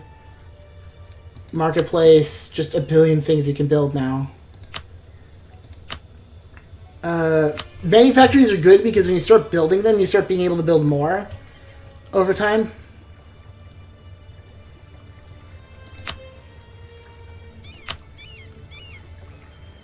Monthly autonomy change, workshop.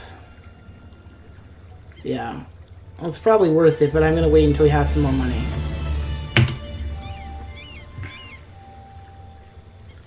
Oh, wow. There's a few places where a workshop would actually be very cheap. Journalists have asked for us to, for funds to conduct a mass military field exercise. Oh, dear. Oh, yeah, we're doing it. We have to spend money. We have to make it look like we have money. And now we take a loan to do it. Which we will repay. But oh my god. How is the corruption battle going? Yeah, probably should invest more of our economy into that, honestly. Yeah, like that. Let's do 0.2 per year. So let's get a good amount. We're going to rebuild the strength of our nation.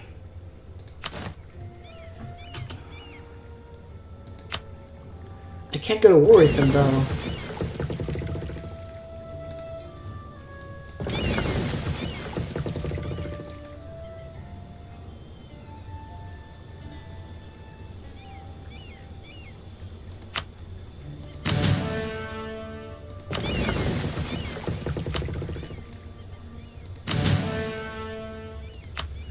should be able to, and it should just become a mob. Well, oop. Wait, who's doing piracy? Hey, now wait a minute. I see. Select, stop mothballing, combine, mothball, keep the cost low. Where are we at with our naval limit? We have 14 of the 25 ships we can eventually have. We could get 2 more regiments if we wanted to. We actually have enough regiments to combat with becomes a thing, so we should probably start building more cannons. Frankly, because combat with has now become more of a thing. Because we can merge a bunch of these guys together into a big super army that could crush the Ottomans, but we need more cannons to do it.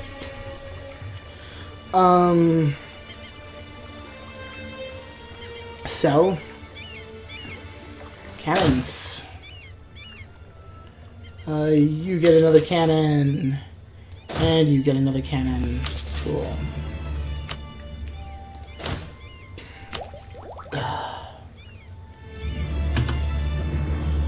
It's one goddamn tech penalty. It's past rule game based tax. We have a ton of prestige right now. We really need the papal thing, because then our prestige would just go up constantly.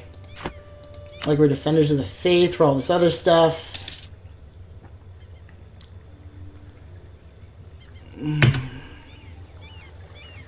Shipyard would be good.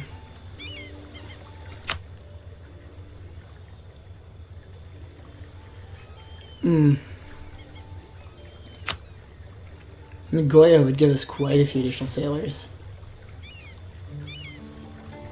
And use 2 on missions.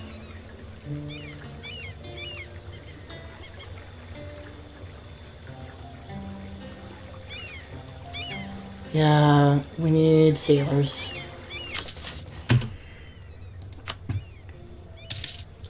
We need sailors for a navy. No! No, Siri. Yes. We're also at war with Kowa. Why am I not at war with Kowa then? Okay, screw it. We're going to war. Calling in for 10 favors. We're going to humiliate them. It's done.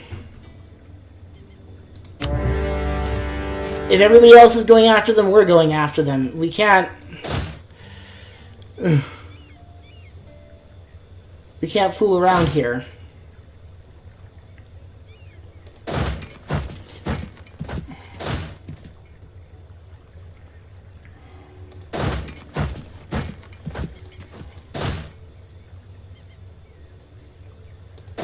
So you meet Nakoma.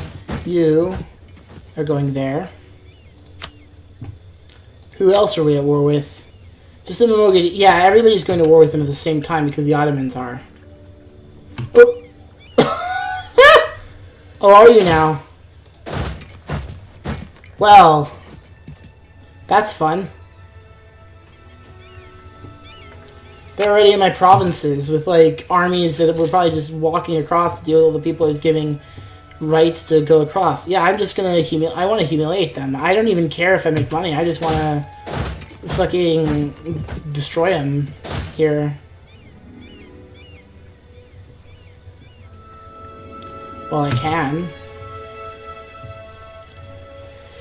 Before the Europeans get to them. This could screw us over, but this isn't good. The Ottomans getting down this far is very bad. And I have another rival over there that's probably that I think is their ally. But right now they're going to be liking us because we are going to war with the same people they are at war with, and that is aiding their combat. Alright. Alright, you paper tigers. I may be really far behind you technologically, but I am definitely not far behind you. But I am not currently being attacked by 3 people.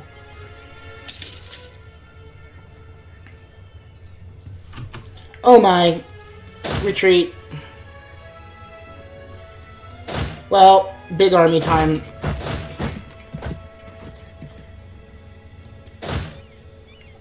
Yeah. Darn it.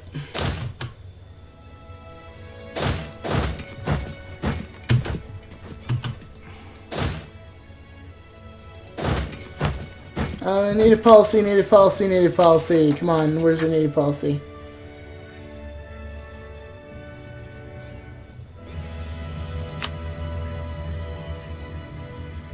We're going to be even nicer than we've been in the past. And then we're going to boost our stability. Okay.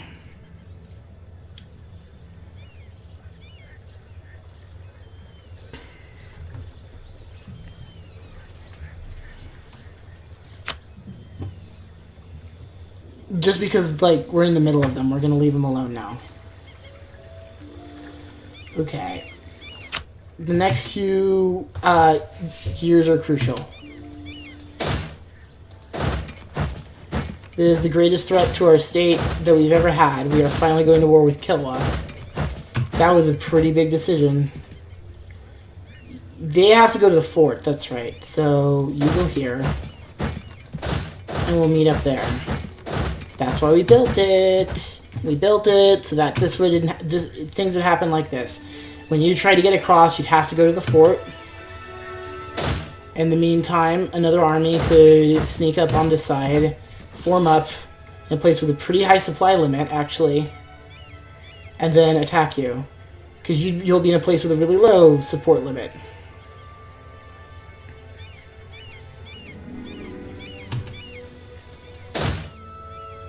Aha.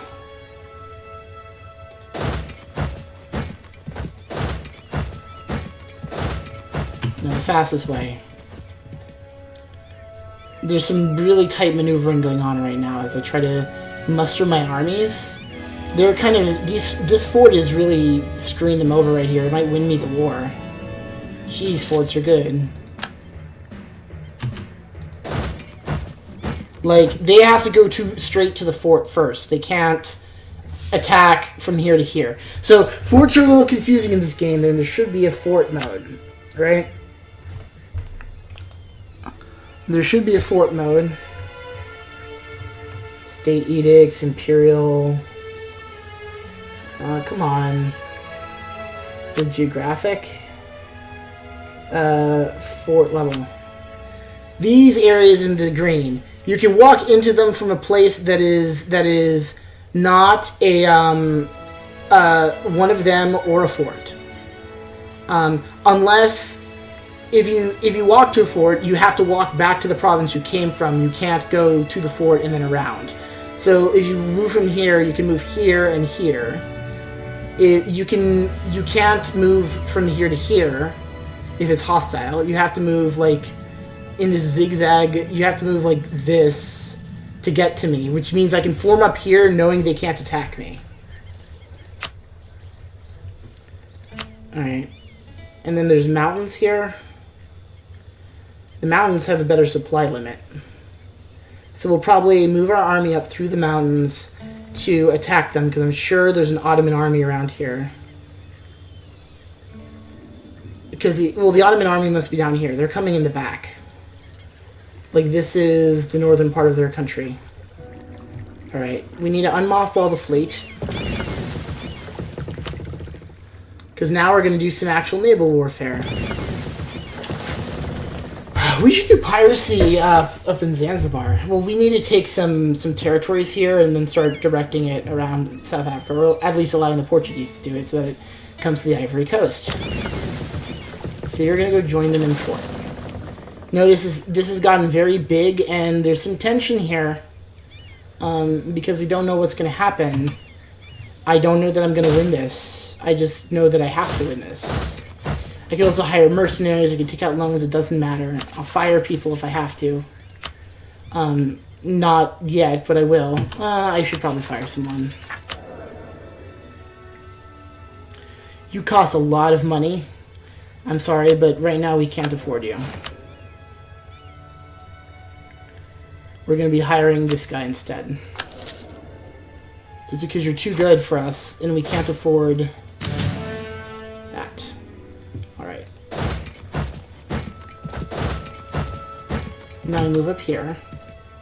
Now, this province is safe as long as we're here and there's nobody there. Even though we have a second, more forces coming, we're moving like this. I really wish I just had a regular general here. Oh, he's better than the regular general, though.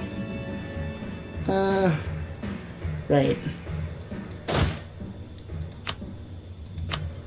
Actually, I want you to go down and harass them. This, I think, is enough. Or, no, we need more. We need you go down and harass.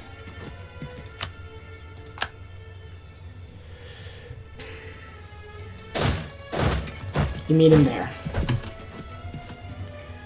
This is slow. We're having a lot of attrition, unfortunately, but it's what has to be done. We'll let the fort protect. Oh, it has to be our terrain, too. So we'll let the fort protect. We need to colonize this for the sake of the fort, actually. That'll make it a lot harder for them to move.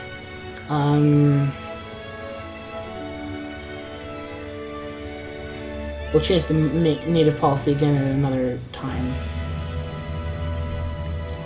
We are technologically inferior to them. That's the problem. Supply limit 21. We need to get someplace with a good supply limit. Mombusa has a good supply limit. We'd have to go through them. I don't like that. Gonna lose a lot of men that way. So for the area of religious strife of Europe is coming to an end. Yeah, let's move on. I'm all for that. That should up my institution spread, actually. So I just put myself behind, basically, by embracing the Counter-Reformation.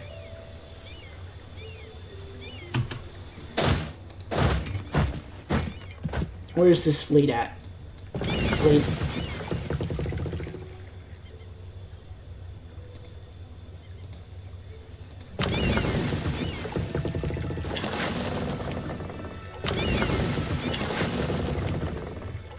Alright.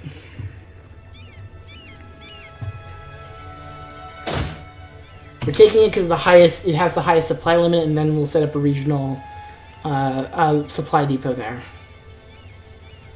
Basically.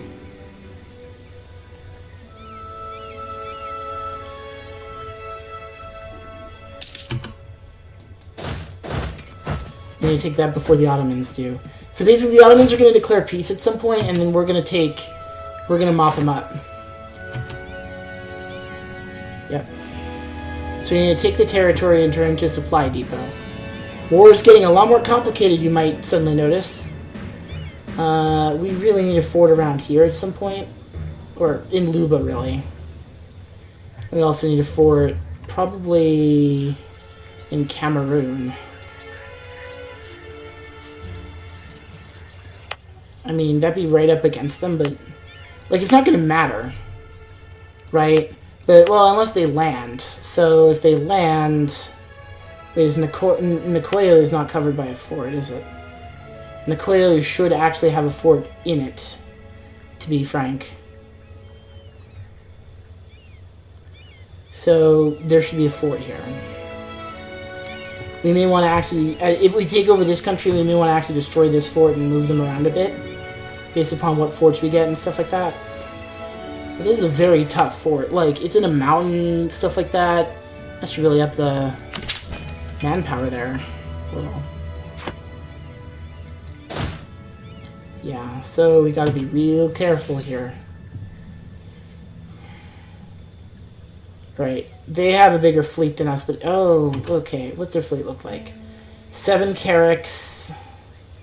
9 light ships.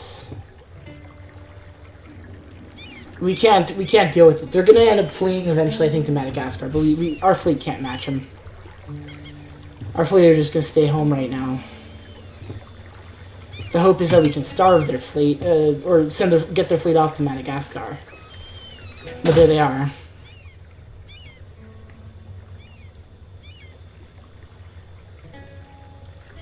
Right.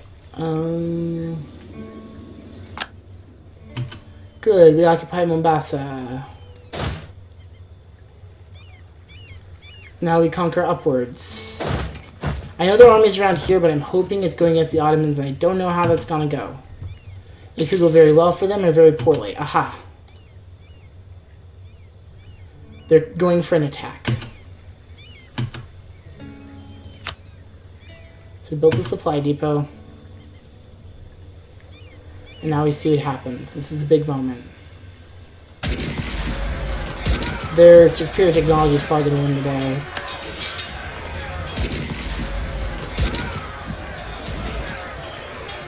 But we're putting up a pretty good fight.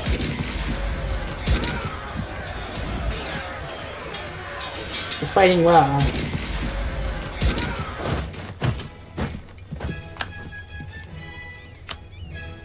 Yeah, so that's blockaded, it's fine. So we'll go back and we'll lick our wounds a bit. This war's going to be a slow one.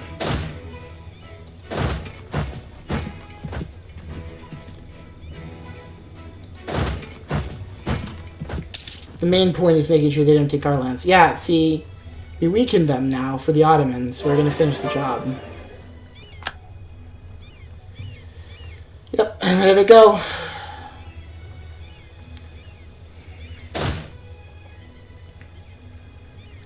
So I think the 30s is about as big as an army really should be. Well, that's, you know, it's different when you're actually moving to some place, but they should move separately, and then together they should merge for an attack. That's the way we got to do it. We got to do it. That's interesting. That's not too far off from how like the Zulu fought. The Zulu had a strategy called basically they did a pincer movement. They were supposed to be the horns of a bull, and then the loins of the bull were supposed to be the main army. So you'd have these flanking things go around while the others push, and the point was to kind of pocket the enemy. That's what happened at places like Rorke's Drift and the Battle of Iwanda, where the Zulu did very well against the British in the 19th century. Hey, Kassanje. Alliance actions. A call to arms. Join me in my war.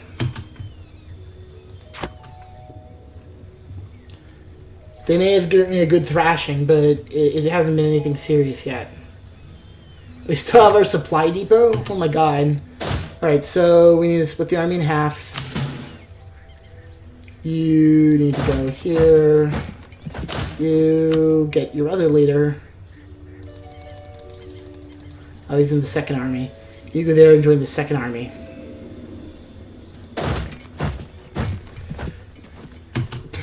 And then we'll merge up once we know where they are.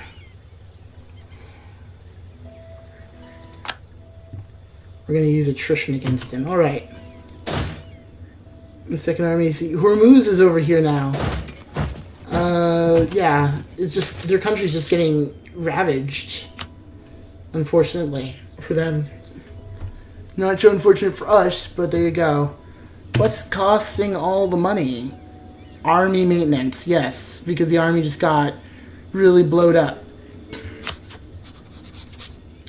That is war. We'll take a loan if it gets too low. How about advisors? There's somebody else we could replace you with. You get production efficiency.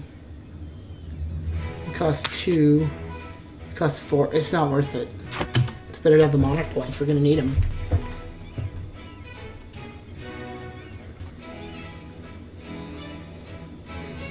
Most of that's army maintenance, really, which is a temporary thing, but we may have to spend a lot of money hiring new guys because so many died in that war. Jeez. War's getting a lot more deadly thanks to these guns. That's the history, though, so...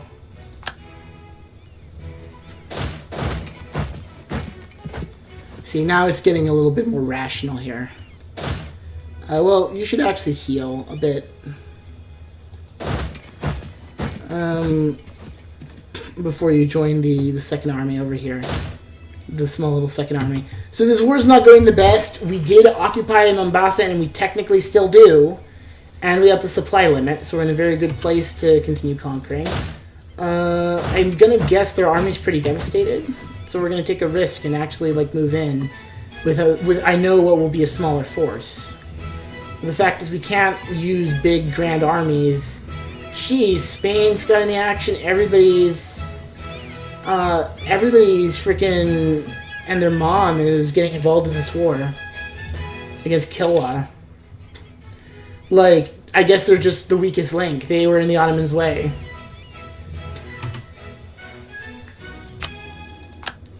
Cool. Not a lot of money. It's not really worth it. There's 8. There's things. It's better for you to actually capture provinces than to loot them right now. It's also better for you to avoid, oh god, rebels. Mutapan separatists. So how about you go there and let's see what the situation is. Because you can't take the fort without these guys. They'll come up later, though. Yeah, this is a pretty intense war. Sugar was once a rare luxury that it had to be imported from the Maghreb or the Middle East. As well as open up in the purchasing power of our urban class, increased sugar may still be considered a luxury, but quite affordable one. Price of sugar went up. People want sugar. Trade's becoming more and more important, as if it wasn't already. Okay. A bold, bold move. Oh, we can't let you do that. I'm sorry. We gotta beat you up now. Oh gosh, the natives might finish them off? Okay, so we got these guys, and...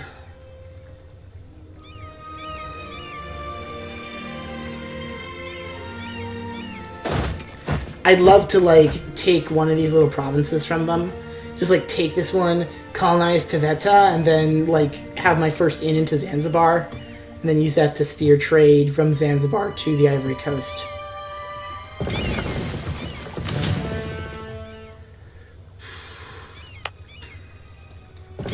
No, you know what? All of you are mothballed. We don't actually use ships in this game. We're mothballing our fleet because we cannot stand up to their fleet in combat right now. We just don't have a big enough fleet. We haven't built it, but we also don't need it at all to take most of their territory, most of their most important territories. We'll need it, but as we reduce them, that's a different story, you know.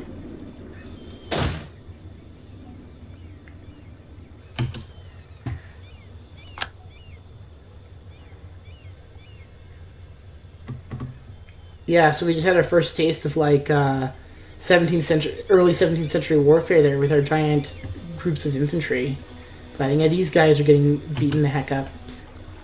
We'll take the province, and then depending on where they are, we might take them. Like they don't have, they can't break. They'd have to go after Bazinza. So now we go over there, we beat them up, and then we go to Lanu. Lanu. You go to Zumbo. You go to Tet. Go to other places. And wait for these guys to finish healing up.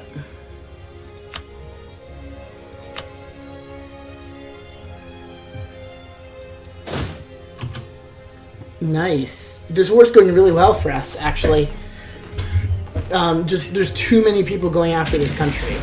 Even though they're very vastly technologically superior to us. Like, look at their military tech. They're at 18 and we're at 12. They have a significant technological advantage. Nonetheless, we have a significant advantage of not being at war with this many nations at once. Even if they like, you know, end their war with the Ottomans at this point, they have a separate war with us and yet another one with Spain. And the one with Spain, I doubt is going to go very far.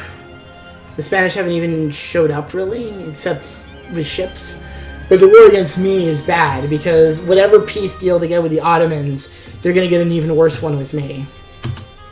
Because I went in Zanzibar, and that's going to put me and the Ottomans in bad terms.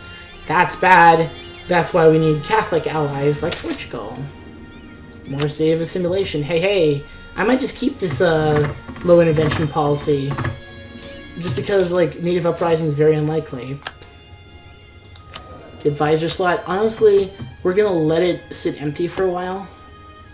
Because we need money.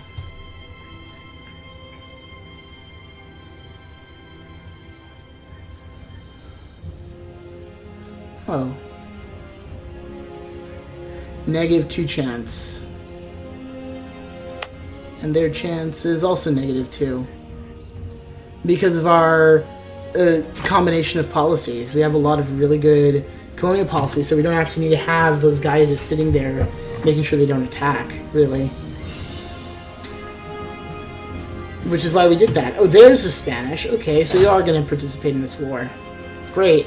We're going straight for the fort.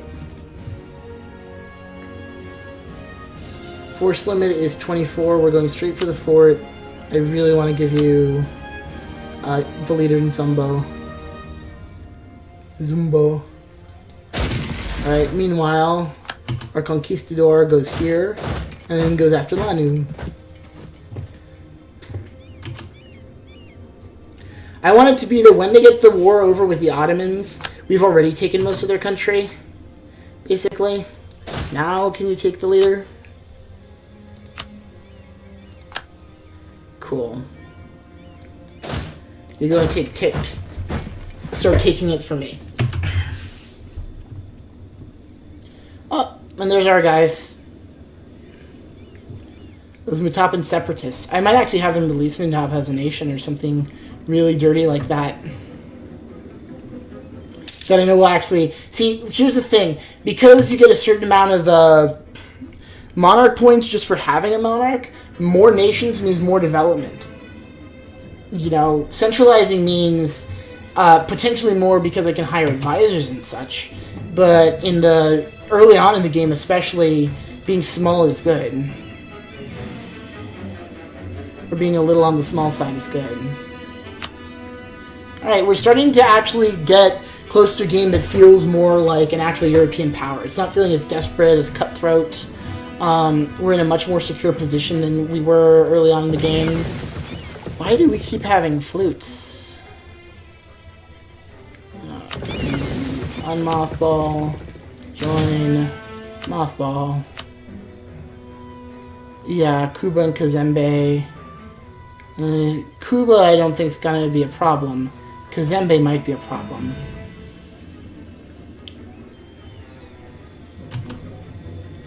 The war will be over by then, I think.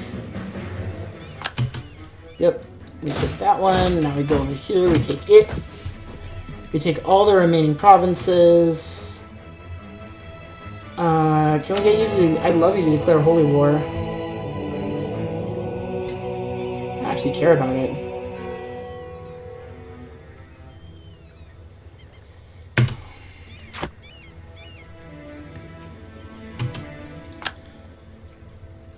But, I mean, I'm crushing the infidels here.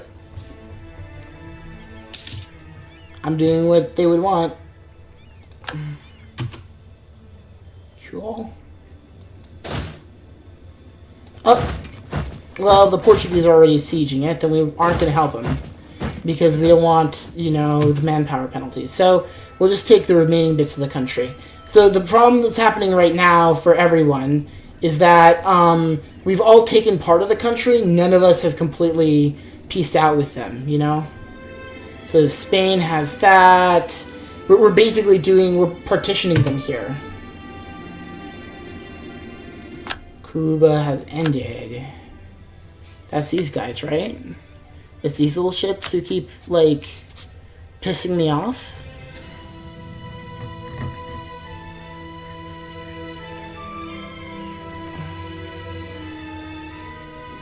Oh, the rival's a guy over here. We have to pick a side in that conflict.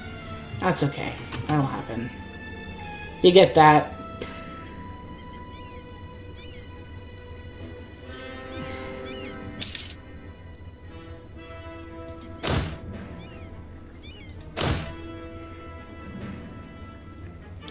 Supply limit's good. Oop. Oh, they're gonna beat us to it. Oh, they're leaving. They pieced out. Okay. Now it's our turn to take the country.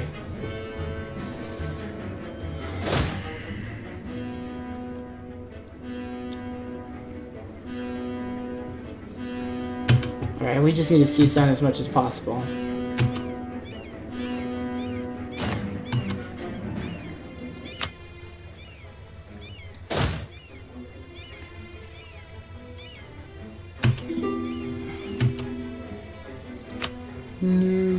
We aren't, actually.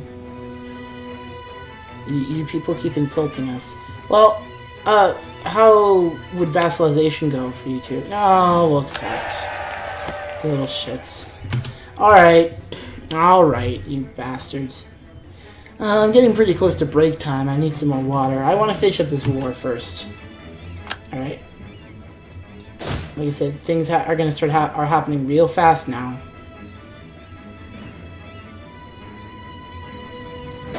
You're going to go over there and capture that.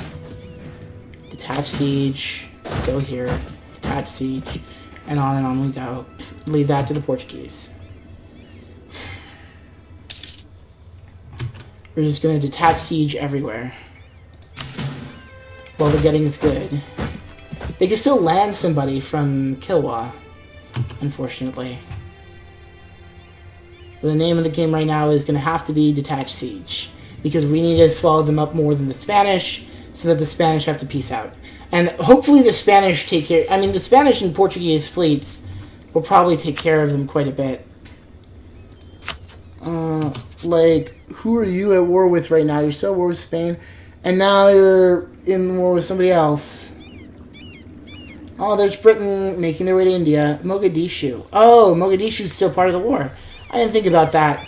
Well, we gotta take Mogadishu. I didn't realize those guys weren't on my side. So you just hold your ground for a little while. Actually, you leave. Go take another province.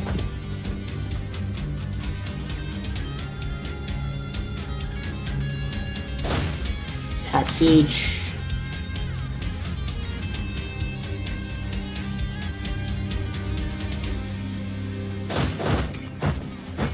Oh dear.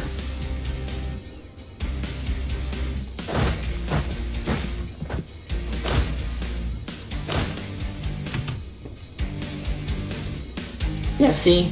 Oh dear. Well, then it's time to unmothball the fleets. Now that we actually have places to base them. Hey, Portugal. We'll do that one. You remember that from last time, I hope.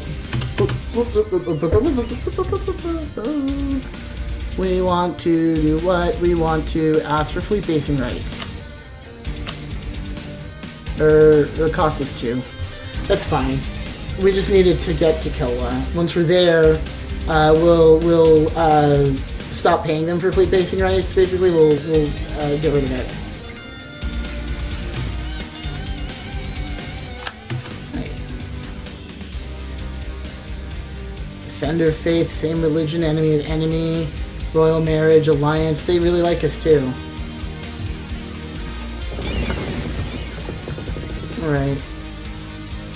You're being repaired.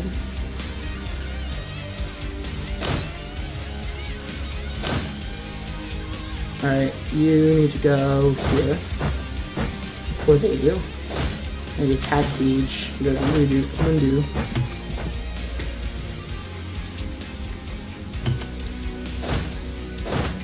Oh no, you have to do it that way.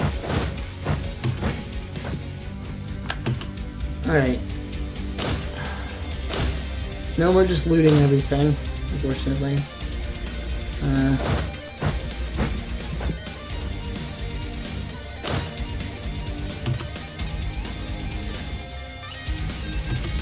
Okay. Yeah. A lot of things happening at once here. Mogadishu still has plenty of ships. So do these guys. They're almost all flutes, though. I don't think we could beat them in a naval battle, honestly.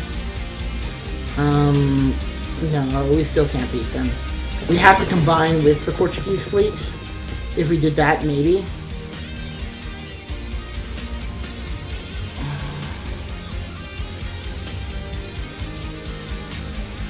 Yeah, they're going back across the sea. Oh well. Well, we need to let's get the fleet closer to Portuguese South Africa. Now, let's base you here.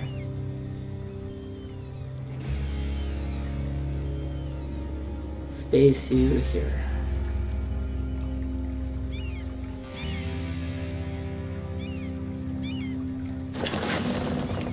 base in Sosa. Well, we want to actually detach the fleets. We don't care about them.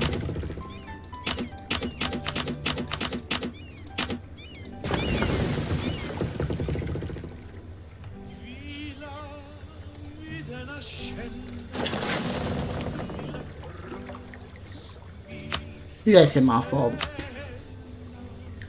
Because we're not planning a naval invasion of them yet. Of their island here yet. We can't. They have naval superiority. Ooh, this game's gotten complicated fast. Yay. That's what we want.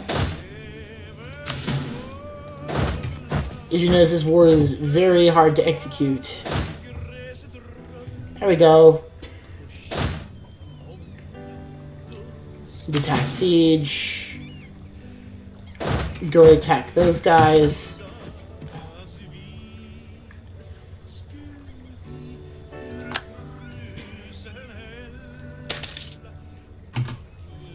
More embezzlement. That's just great.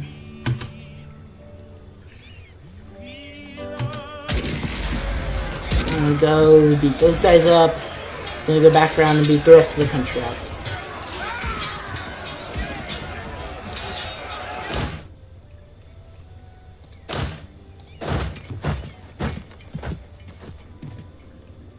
Yep.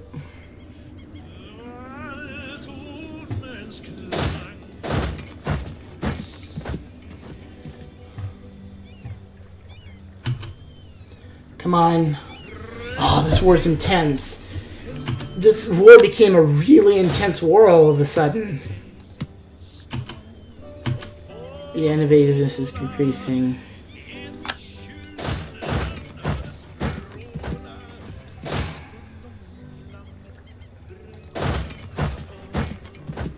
We're gonna go for Ghetto, which has a fort. A very small one, though. Not one with a lot of reach.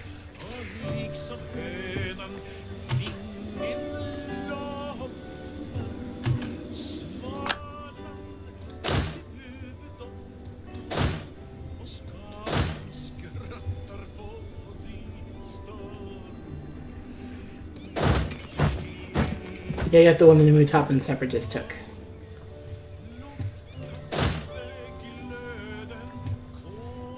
So we have like 1 billion little groups of people suppressing the whole country.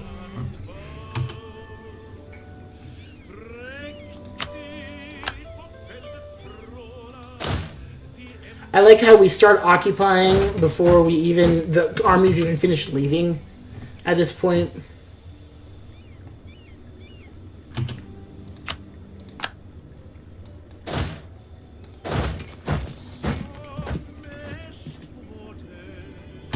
Yeah, you're actually gonna go for it. Wow. Nope. What spoils of war, like 4? It's not bad. Hey, I think we can hire the a good advisor again. Well, not that good. Production efficiency guy. Let's take him.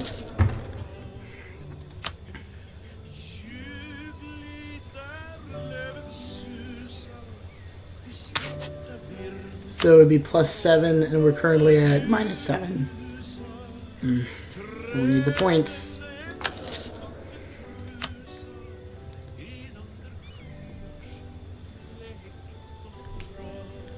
This guy would be possibly attainable at some point. So we now have real good leadership. Like our leaders, like this guy is really good.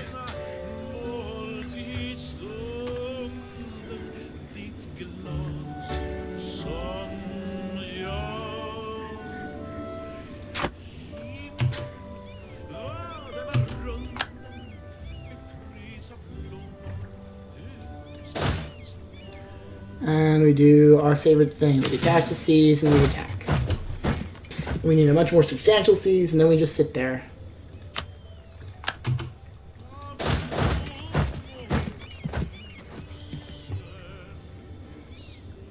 Slowly making our way across the country.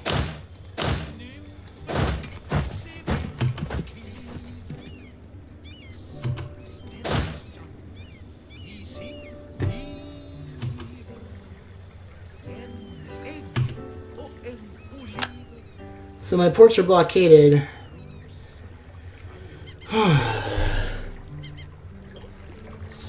Really wish I had a navy.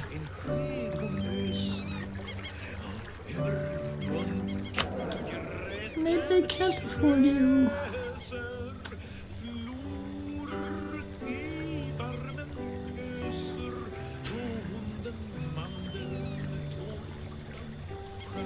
This is a great time to do loans, so.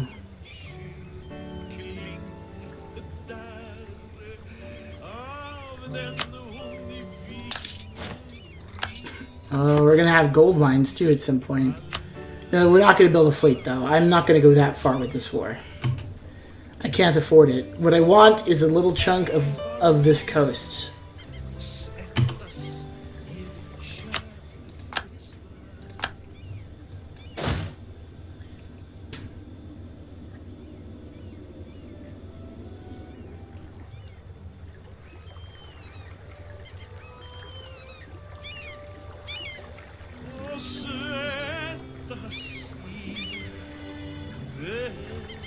It's their capital.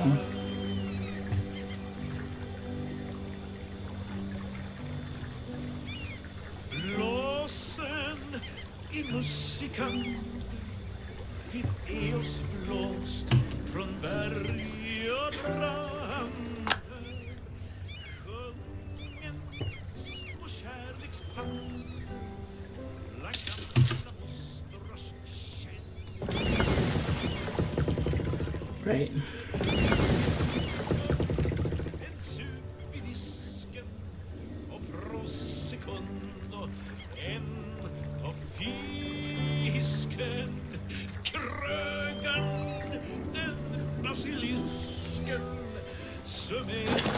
My lack of a proper fleet is a problem, you see.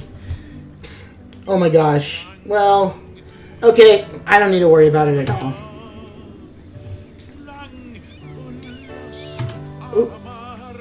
We have an actual army now. Attach siege. Get over here. They're starting to take people over.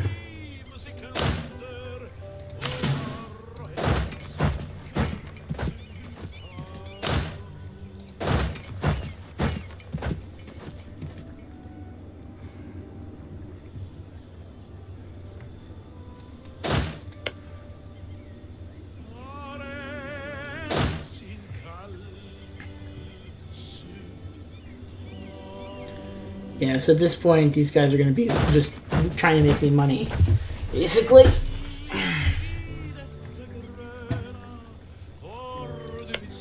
Zanzibar. I can't get there because they control the strait. But Zanzibar is their capital too.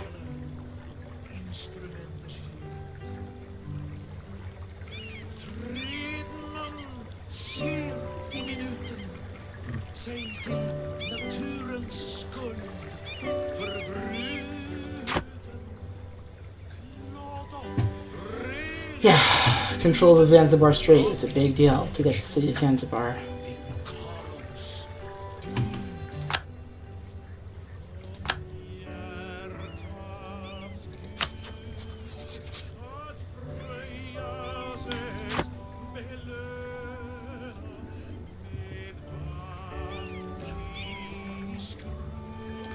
I'll let the Portuguese handle it.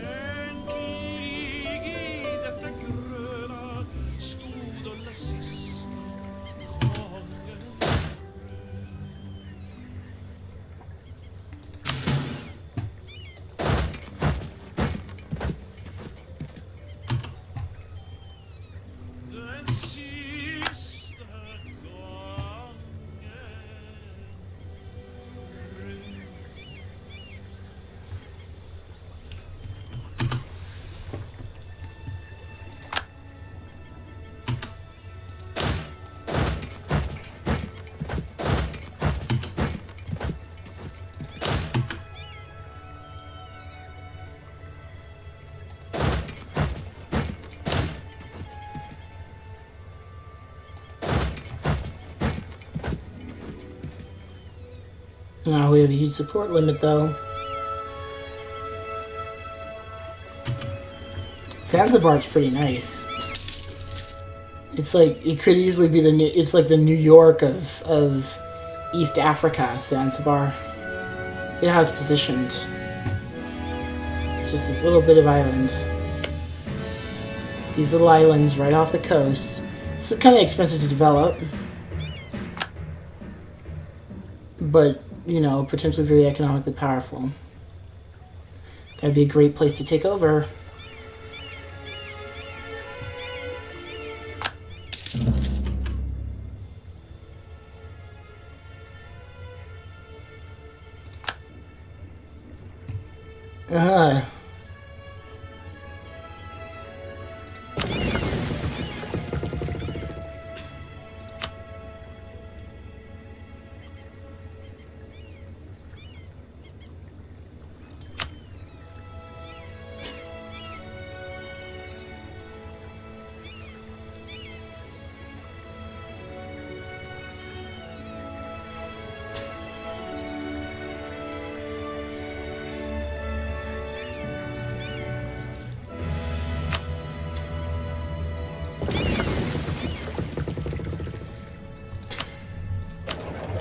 Is there privateering going on?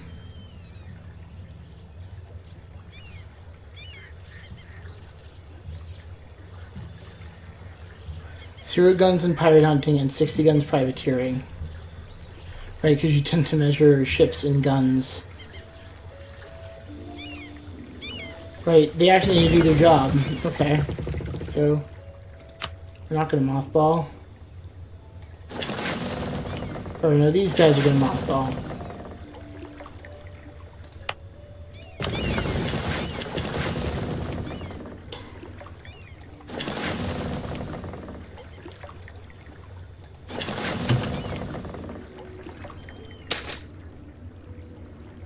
War never changes.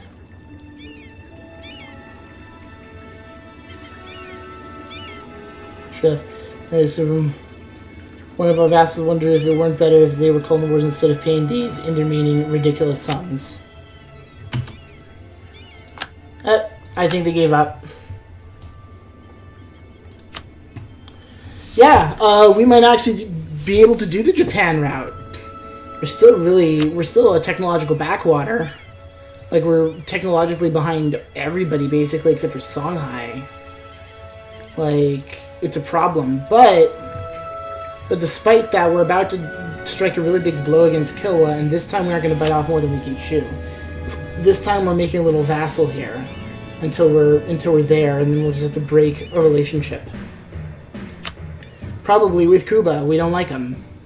Fuck them, to be honest.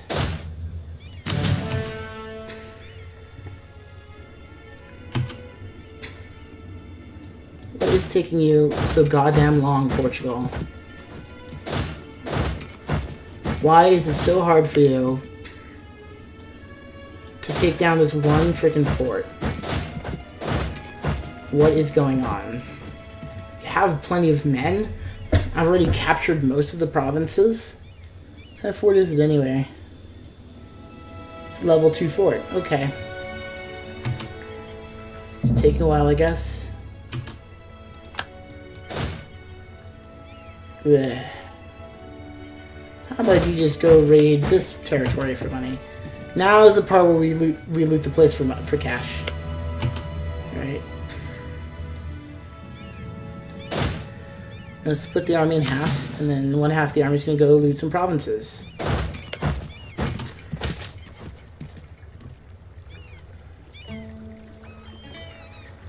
As the strong aristocracy gives the nobility means to serve in the army. They are devoting more and more of their attention to the nobility. That's good. How are we on institution? Plenty of global trade going around. It's just taking a while.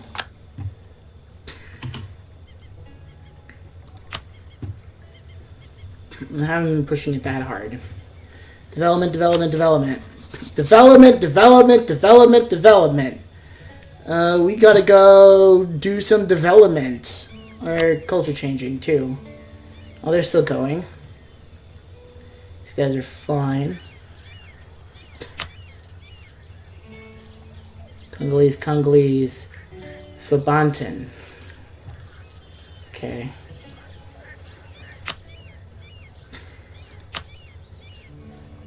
Cameroon.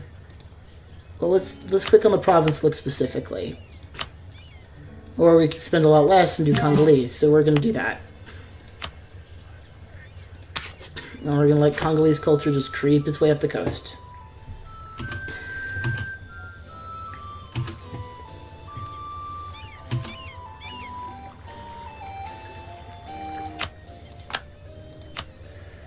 Right.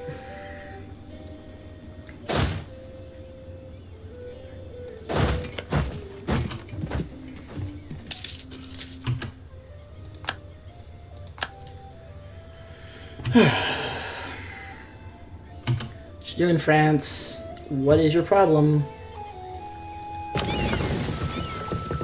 You all should... Well, okay, you should go here, and then you should mothball. These guys need to repair. Still figuring out fleets. It's been a while.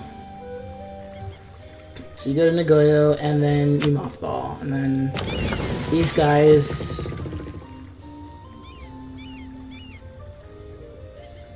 The burghers of an increasingly important trading city have approached the Omukama today asking to be granted privileges to be able to make the region thrive without the hindrance of many of our normal taxes. Should we provide them these means to grow? They assure us that the economy of the area would quickly improve, resulting in more wealth for the state. We will accept the petition.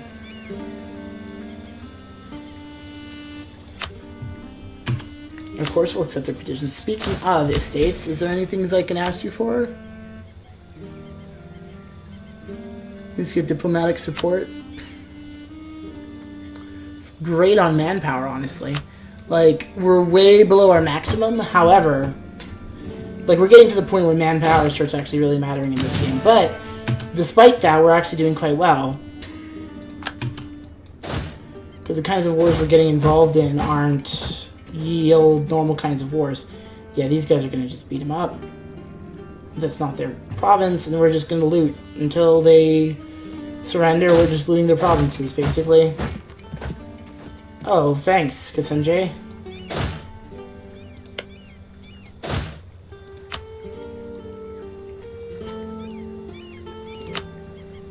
Okay, you go there.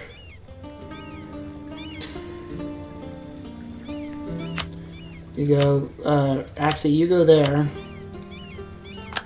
And you go there.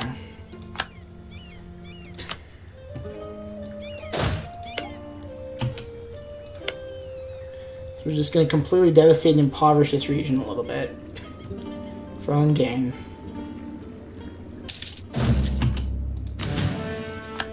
Just make up your mind, France. Do you want to do piracy or not? Alright, we want to split off the light ships. No, we'll just send the whole fleet out. On the mission.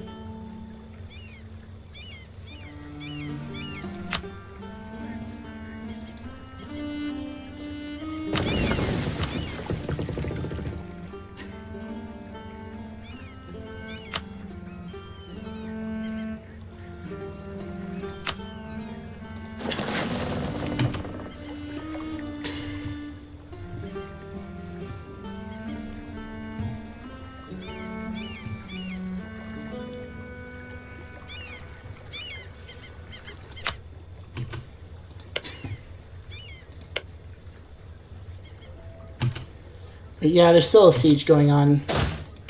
How's this province doing looting? It's very devastated. Look at that devastation. My gosh. 17%. Yeah, war we're doing spectacularly in. I don't think our people will mind.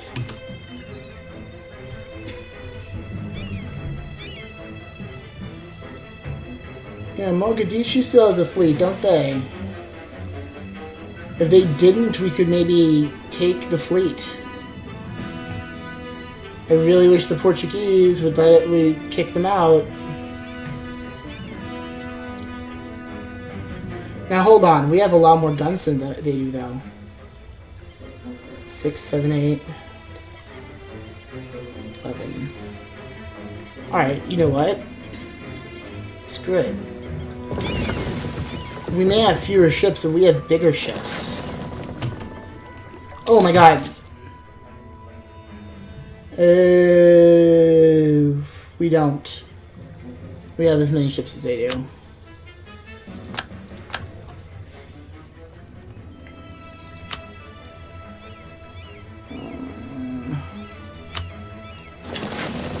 Yep.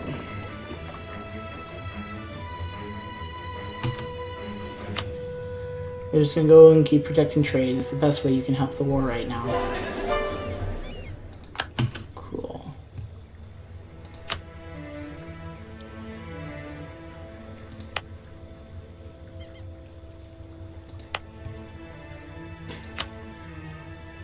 Same as to do Ganda's Congolese.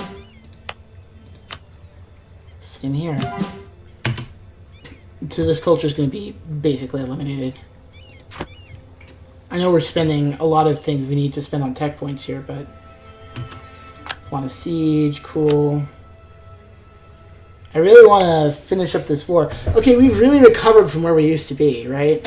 Like, we just lost this horrible war to the Ottomans where they destroyed our entire army, and now it's been maybe 20 years, and here we are, like, sacking Mogadishu and kill our main rival.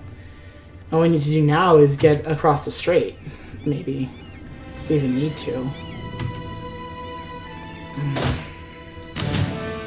I kind of want to wait for one of these other wars to dry up.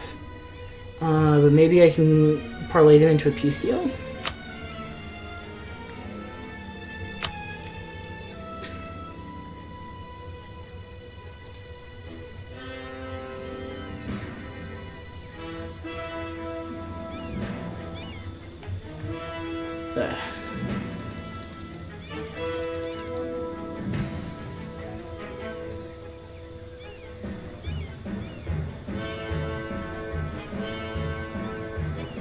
Can I not ask them to do it? So...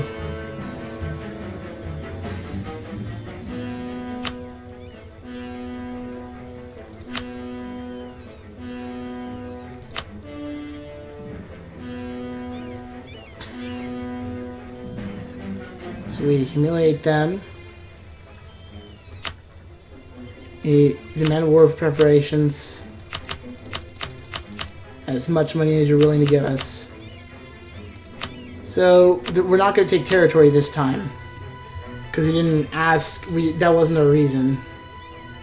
Well, we could force them to release nations, but we're not gonna.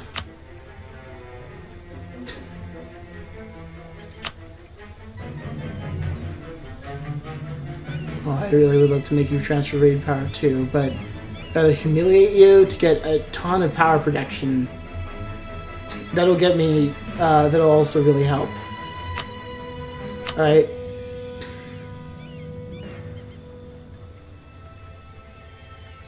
Killa will lose prestige. I'll gain power protection. It'll cost me nothing. 10% of their income each month is war reparations. They will be humiliated.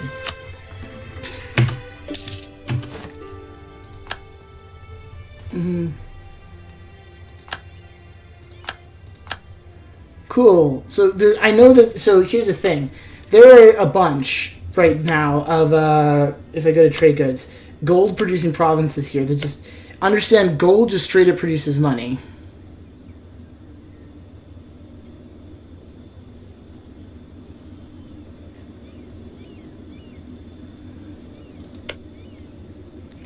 There's some literal gold mines here, but the really valuable things aren't actually the gold, it's the ivory. Look at all these really valuable products that they have. More gold. So we want to break into this.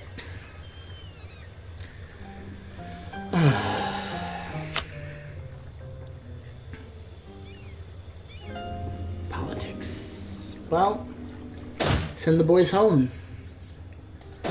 Away, boys, away. Carry me together. Way, boys, away. Carry me home. I think it's getting around time for me to take a break. Well, no, hold on. I'm being hasty. There are natives around here.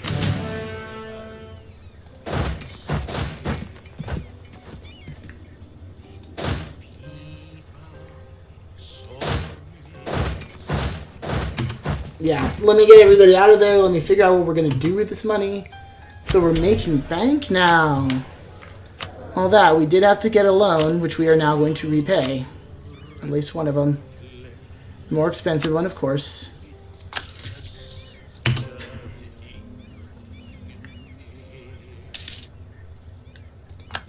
Yep. Conquistador will no longer serve us. It's fine. We no longer need them. We're not fighting anybody whose territory we really need to explore right now. The Timmerick is still around. It's crazy. They become an administrative monarchy. Well, good for them. Government. I want to become an administrative monarchy.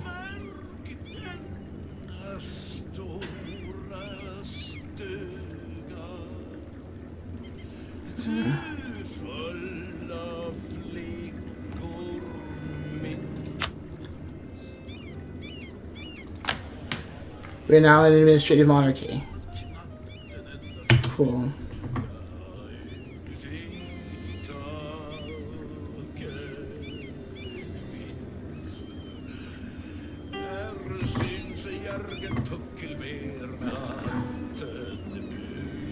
Yeah, all that debasing the currency really ruined our absolutism, is what happened.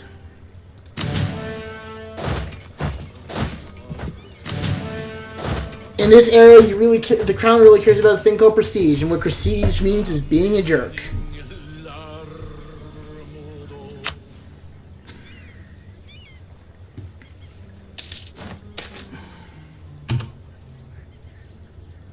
Wait. Our queen, Elak, has impressed many men and women at court with her sharp wit and extensive knowledge of the natural world. She has long been a collector of tomes of botany and chemistry, and she corresponds to several of her generation's brightest minds. Currently, one of these scientists are visiting her court as per our queen's invitation. They can be found discussing all sorts of theories far into the wee hours. The queen has asked us to make the scientist an offer, claiming that she would... Skill 3. Or just give me administrative power. Yes.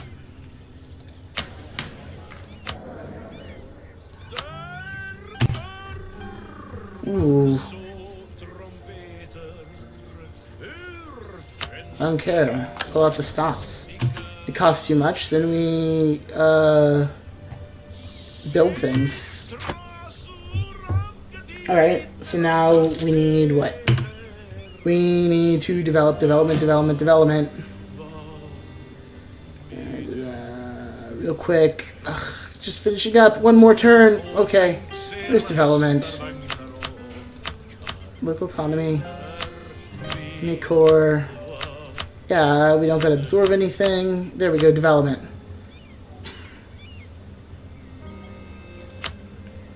The highest local tax modifier is there. Cost to develop Soyo. It's real cheap.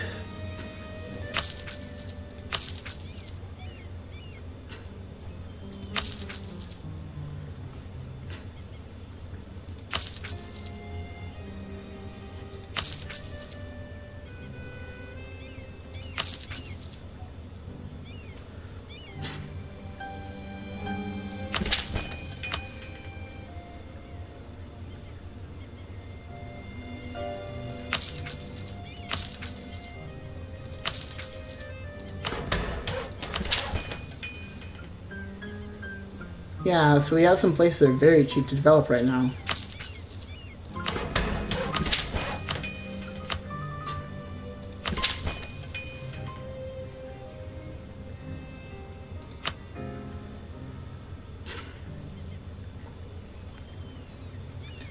Spend for $8 here.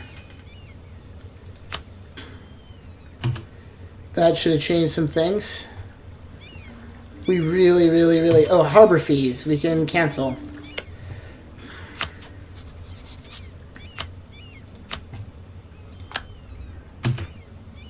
Saves a pretty penny. And we can also go here and go mothball the forts. Mothball the forts. That'll save us some money. There. Now we'll be able to afford this Bafo advisor and start focusing on development soon. Or on other things.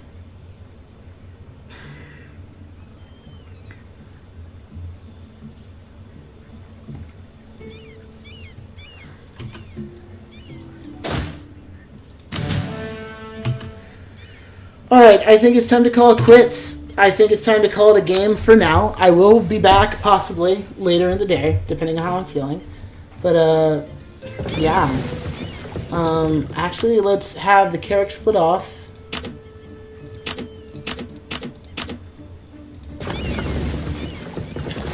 And mothball them as well.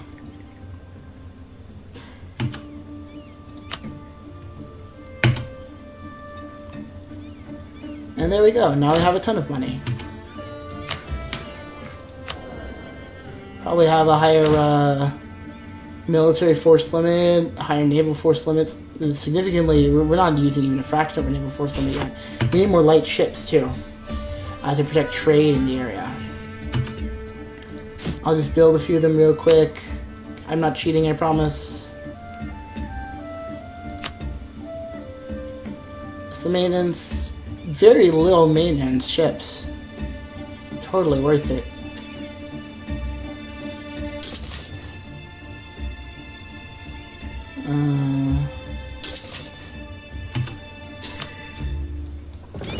Oh shoot. Pirates, eh?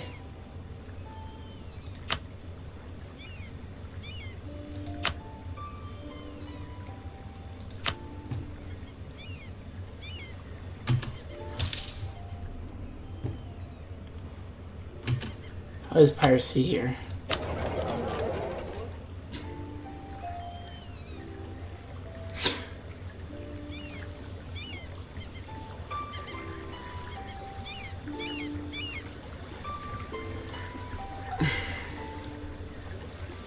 Actually, you know what I'm gonna do? Your mission is going to be to protect trade. And one of these carracks, select this unit, we're gonna unmothball, and your mission is gonna hunt pirates in the area.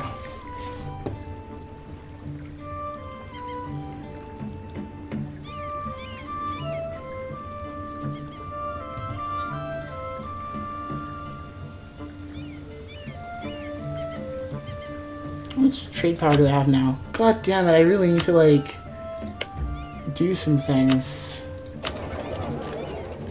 Spain, Portugal, where am I? 1 euro. It's probably because I'm behind in technology.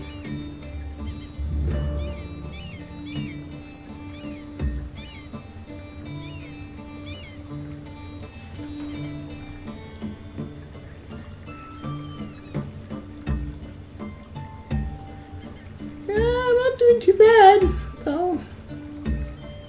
We have a very high trade efficiency. Yeah, we get to produce more goods because of their trade companies. Cool. Still all going to Seville. Look at how much money is sitting in Seville. Ooh, there's another trade note, though. Yeah, but they're just... You can just... No, you can't skip Seville. You either have to skip all of Spain or you have to go by Safi. Which the Spanish do.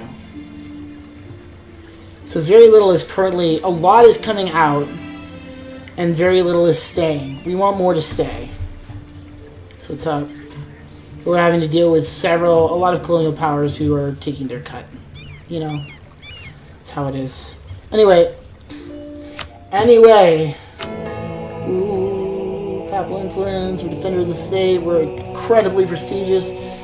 I'm just curious about great powers now. We're way behind them all. Portugal isn't on it, but between me and Portugal, we might actually have something. Technology cause affected by global trade power. I'm the only major. I'm a major player, but I haven't actually embraced the institution.